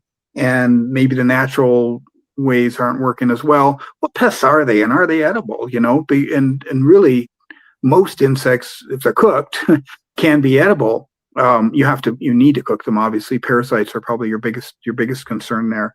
But this is something to consider as well. So there are a lot of different kind of natural approaches to herbivory, to from ladybugs for aphids to praying mantis. I used to be I used to love praying mantis, or praying mantid, I think is the plural of it. But and growing them and having them out there and everything, and they don't really do that much because they move around and go other places. But they're pretty amazing insects. They're incredible, kind of predator insects. I don't think there's. If they grew, the size of humans, we would no longer be at the top of the food chain. Say it that way. Yeah, exactly. But, they are like cool little buddies in the garden. I like having them around as well too. Yeah. And then, of course, lizards and the things that are going to eat those insects for us too. So yeah, the idea is, well, if you just are getting just marauded by grasshoppers, grasshoppers are a great source of protein, and they actually taste pretty good. Again, you got to cook them, but they're kind of almost tangy, like a little bit like a citrusy kind of flavor, So these are things that I think are, hopefully trying to kill two birds with one stone as a possibility. If we absolutely, again, and I'm saying this from an American culture side, you say this over in Southeast Asia, and they're gonna be like, well, of course. What do you think? I'm stupid? Of course we could do that. But over here, you have to kind of you have to kind of take baby steps. So it's like, yeah, if you could catch and set, and I think I'd have some examples of different insect traps and things we could do to do that, then why not? Yeah, that's brilliant. I was in college in Washington, D.C. during one of the big locust outbreaks, the 13 and 17-year cycles. And I remember seeing in the Washington Post recipes for cooking locust. And of course, I thought it was super odd at the time because I was pursuing a whole different line of thought. But it's wonderful. Sam, I'm going to ask you this because, I know you have a book, Herbal Medic. I'm going to get it. I want to read it. But in terms of meeting any of our medicinal needs from the garden, in addition to weeds, you talked about many weeds are medicinal. Would there be one or two maybe crossover plants that we could use culinarily or for a tea or something that we'd want to be putting in our garden that would have some important medicinal contribution for us too? Sure, absolutely. And I think probably the most obvious one that grows in pretty much most of the ecosystems here would be echinacea, right? Everybody's familiar with it. It's an easy flower to grow. The purpurea species is very easy to grow. It's highly medicinal. Not so much for food, but we could, another one would be plantain, Plantago species, whether it's lance leaf or giant leaf plantain. And there's several other species around the U.S. too, that are it's really kind of power food. You absolutely can use it for food and for medicine. Nettle is another really good one. It grows like crazy in the right, if you put nettle in the right conditions, it'll take over your garden, and that's great because then you can harvest the roots, the rhizomes, and and just keep it at bay, or kind of keep it under control. And that's just an amazing powerhouse of micronutrients. So we can treat it just like spinach, but it's also medicinal. The roots are medicinal, the seeds are medicinal, and the leaves to some extent, if they're harvested right, are very medicinal as an anti-inflammatory as well from a Western kind of perspective. So yeah, there's definitely a lot of food. I mentioned dock, like curly dock, and the dock seeds are a great source of protein. And it's just these gigantic heads of seed. We used to use those and hackberry, and if they're in harvest, either pecan or oak acorns, and make these flatbread. In our survival, and when I was teaching survival at our school, these the students would make these big flatbread, dough basically, and cook that. And oh my God, you take like 3 bites of that and you're full. It's just like the nutrient density is insane. Wow. So we can really get a lot out of, integrating that into just a regular food and regular way of cooking too. Yeah, I love that approach. It really fits into the polyculture approach of like, we have our cultivated plants, but we're not trying to eliminate all the weeds necessarily. We may be growing a lot of things together. And just once we develop our knowledge, we don't see it as an enemy plant that's competing necessarily. But it's like, yeah, I'm going to let the dock and the plantain grow right in the garden bed, and I'm going to use it all because I know how to use it all. Yeah. Exactly. Yeah. Yeah. Well, right on, Sam. Wow. Just really an exceptional book. Great work. You and your editors and everything put together are really awesome. But one other thing I did want to mention, I did mention again, layout pictures. I mean, the pictures in your Very quality. Wow. I mean, the graphs, the charts, the information broken down, all of this sort of stuff is just really, really well put together. So again, great job to you and everybody else who put this together. I will mention too, books also filled with a bunch of recipes for all this sort of stuff too. So there's a bunch of recipes in here too. So, we didn't really get the chance to touch on that too much, but yeah, filled with a bunch of really cool recipes for you to try, all those sort of things. Everybody, right down in the description, get down below. There's a link for you. So if you haven't got a copy of this, you can get a copy of it. I know Jay's been putting links into the chat for everybody. So you can go get yourself a copy of Survival Gardening by Sam Coffman. Sam, thank you so much for doing whatever you could to make sure you got in here with us to have this conversation, man. It was really awesome. I wish we had those few extra minutes back, but we'll try to find some way down the road, maybe get you back on and have some more conversations about stuff, because it was really great to talk. Sure thing. Yeah. Thank you for having me. I appreciate it. Yeah, thanks, Sam. And thanks for putting out this really great contribution to the gardening literature. I mean, it's important for people to get this book. And I think I saw one comment flash by. It's like, yeah, we got to make sure we have physical books. So if the internet, read, so get a physical copy. Exactly. Yeah, exactly. Yeah, we need our physical books. We got to stay, let's never let books go away. Technology, all that sort of stuff can be what it is. Let's never let books go away. So again, thanks again, Sam, for being here. And it was really awesome to talk to you. And we look forward to the next conversation. Thank you, Sam. Awesome. Likewise. Take care. All right, you guys. We'll see you all in just one moment. Hey gardeners, thanks for tuning in to our show today. We'll be right back at it here in just a moment. I just wanted to take a second here to highlight our regular videos and features here on the Urban Gardener channel. Our weekly garden journals,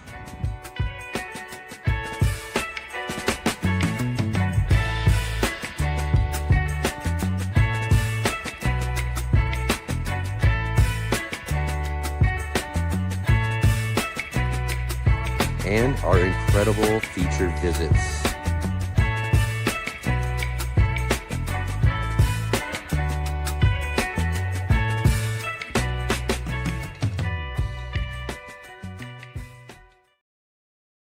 All right. I was hoping one of you make it back. Mark will be back in just one moment. Here we are. Awesome. Again, everybody, what an awesome conversation with Sam Coffman talking about survival gardening. His book, just really amazing book. Go and check out that book. Link down below in the description. Let's bring our buddy back. Wait, here we are. I got to do this. Bring our buddy Mark back onto the show with us there. Excellent. Right on again, too. What a wonderful book. What an awesome conversation. It was really, really great. And a great way to start off our year here in 2026 on the book club.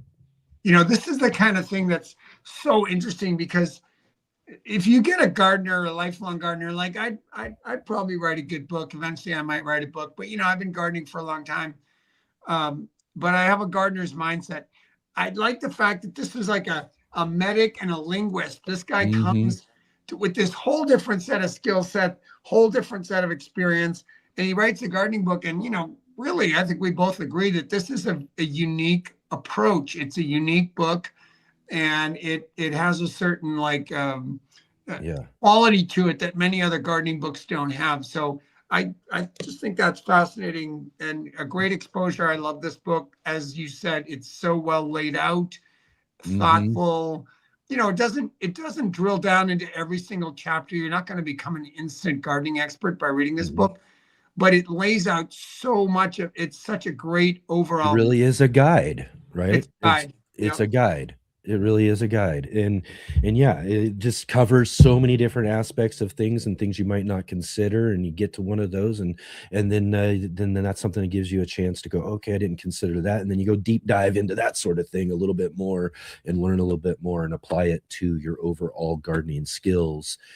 And again, in this subject, we're looking at, a situation where really we're looking at our survival here, and not only survival. Again, we did touch on and really looked at a lot of the, again, those first few days, we're looking at survival mode, those sort of things too. But this is really also a long-term guide towards surviving and gardening and being able to set yourself up to be able to provide yourself the type of food, nutrients, protein, all those sort of things that you're going to need for the long haul.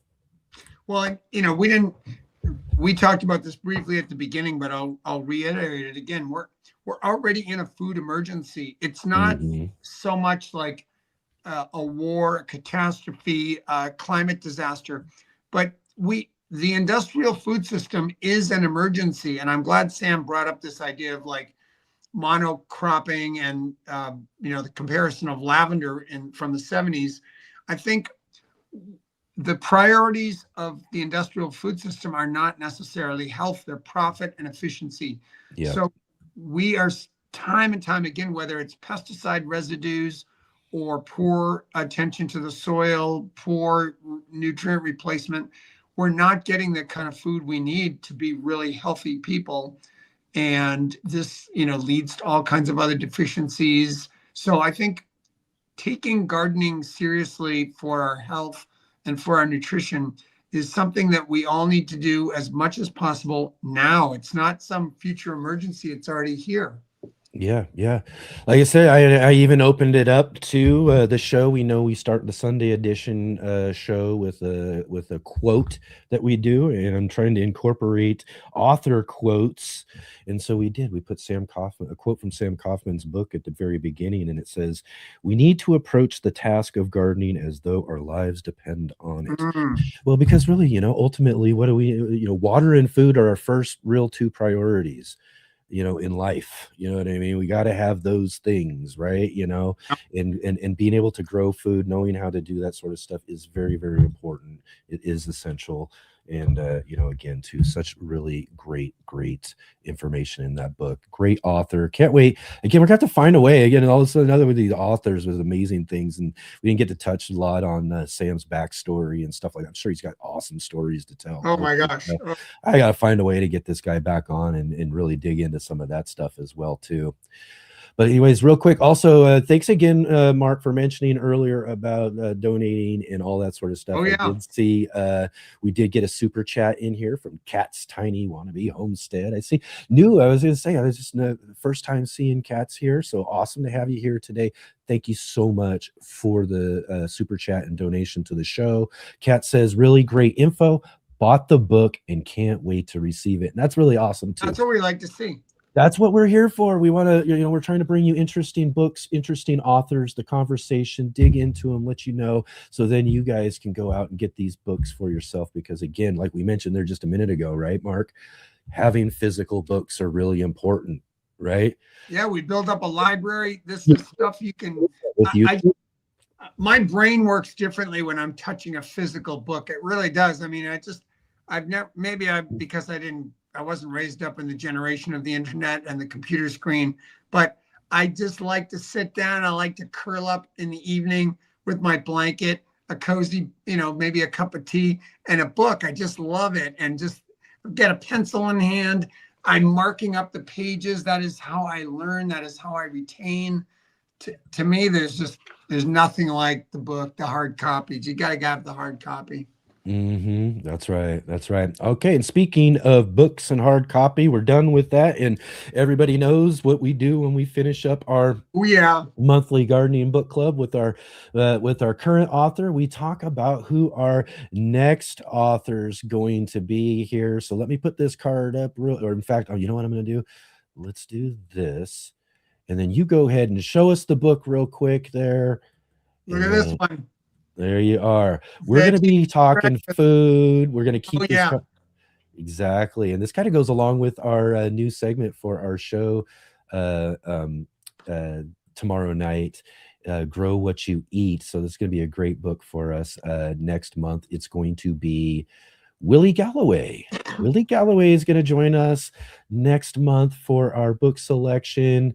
And Willie Galloway's book, as Mark just showed you, is Veggies for Breakfast, 100 delicious plant recipes for you here. And yeah, great book. I'm excited. I'm still waiting on my copy, Mark.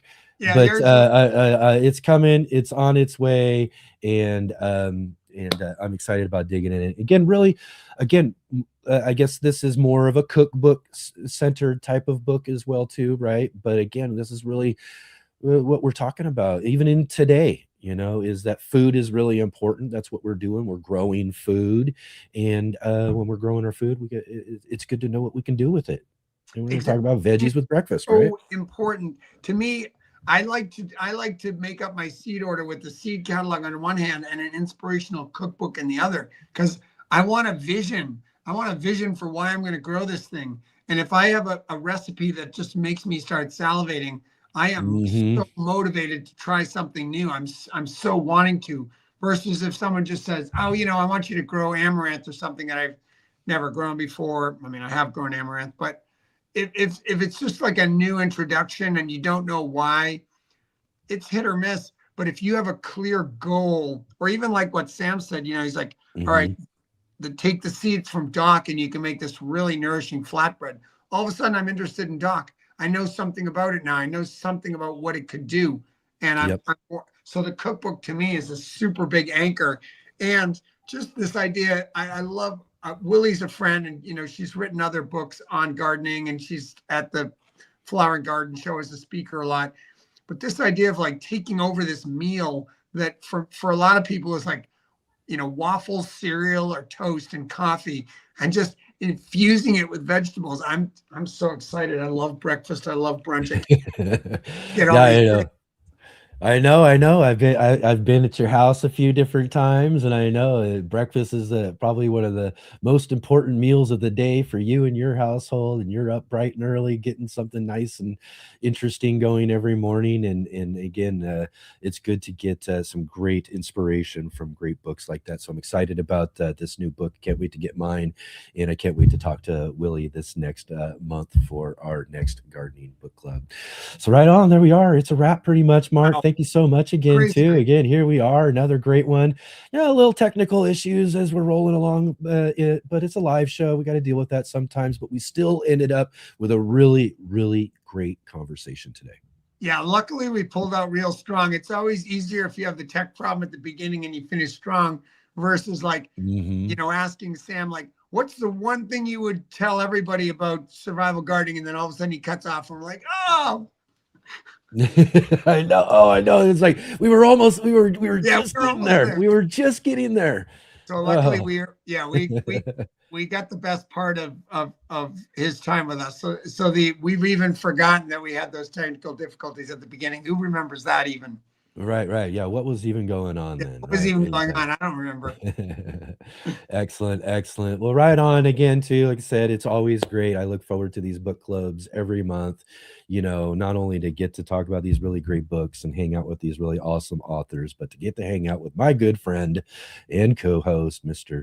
MBC, Mark Boucher Colbert. Thank you so much again for spending your time with us. And I look forward again to seeing you again next month. Yeah, we're just hitting off another year of this kind of friendship based on our mutual passion for gardening, and that's a real pleasure to do it with you, Enoch. So thank you. Excellent. Right on, Mark. We'll see you next time around for our next book club, and I'll see all of you in just 1 second. We'll wrap this up. I know, again, this is my challenge. I've got a challenge, Mark, this year. I'm trying to get myself under 2. But again, with technical things and all that sort of stuff, I don't think I'm going to make it again today. This is our first weekend. I'm going to work hard on it. But here we go. Let's wrap this thing up. I'll see you all in just a few seconds here. Bye, buddy. See you in just a little bit, Mark. Thank you so much.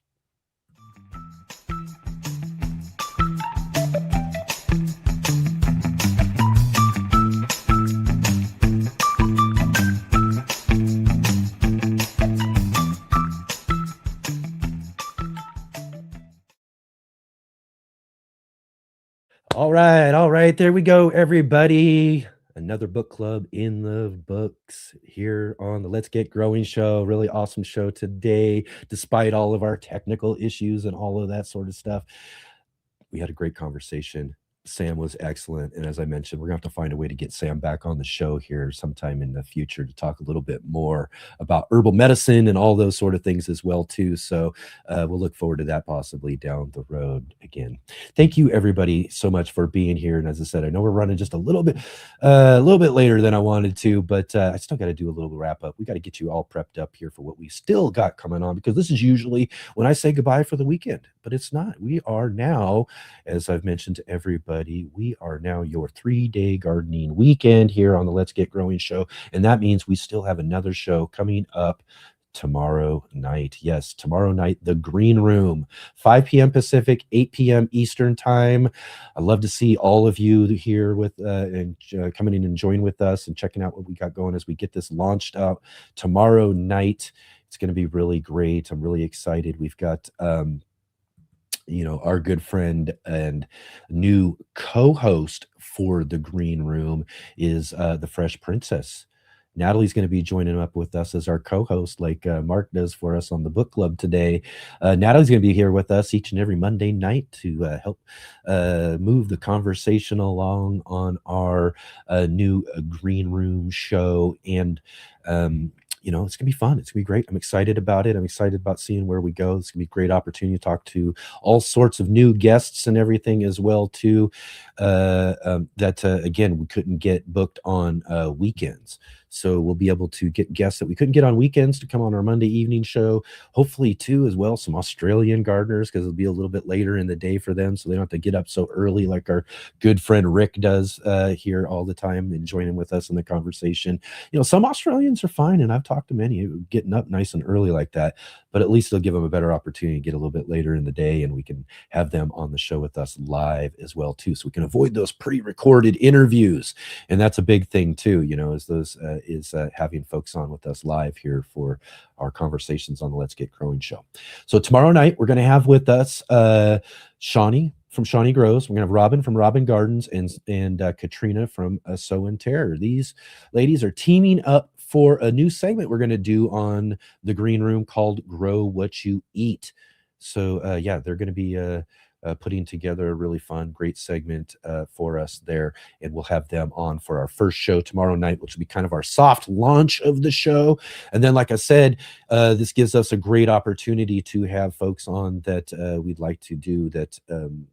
Instead of doing pre-recorded interviews for our live show, we did a pre-recorded interview with our next guest next Monday on the show before he's been on the show, but he's going to come join with us live because we got a new show on Monday night, and that's going to be our good friend Joe Lample from Joe Gardner and Growing a Greener World on PBS and all of that as well, too. Joe Lample's been around many years, showing and interviewing many different gardeners and doing awesome things in the gardening world. He's a really great, well-known gardening communicator. So it's going to be awesome to launch basically do our real launch of our green show next Monday with Joe Lample as well. So that's going to be really awesome too. So you want to come and check that out.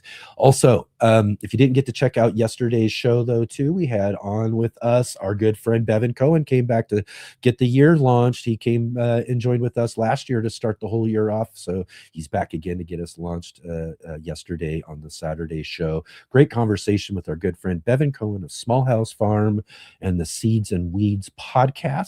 Plus, we got to meet Corey from the Green Bay Gardener joined with us for our Are You Following Me segment. And it was really cool to hang out with Corey, too, because he's got the Green Bay football team's stadium right outside his kitchen window and his background and everything there, too. And I'm a football fan, so I thought that was pretty neat and everything, too. So great conversation with him. You want to go back and check that out. And you want to come back and join with us again next week on the show, too. Next Saturday, we're going to have joining with us our good friend Nate Meary.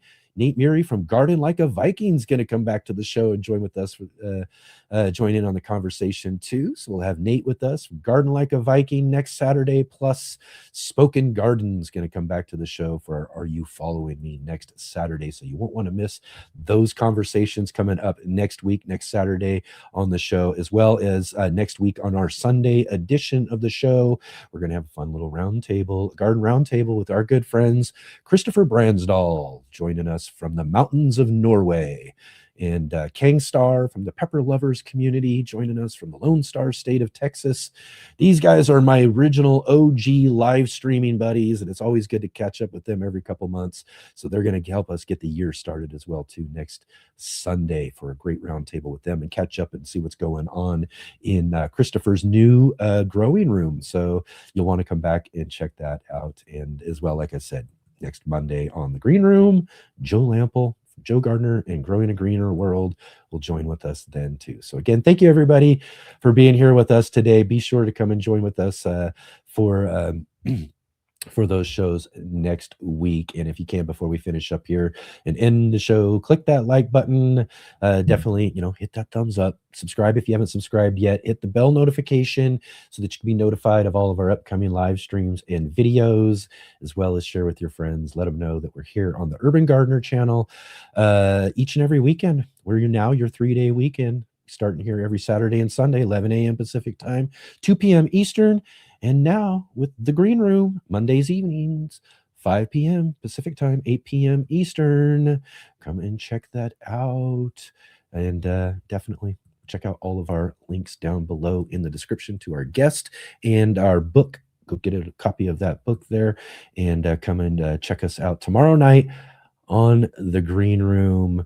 Really, really excited. I hope to see all of you in the chat for our very first Green Room show. I'll see you all then.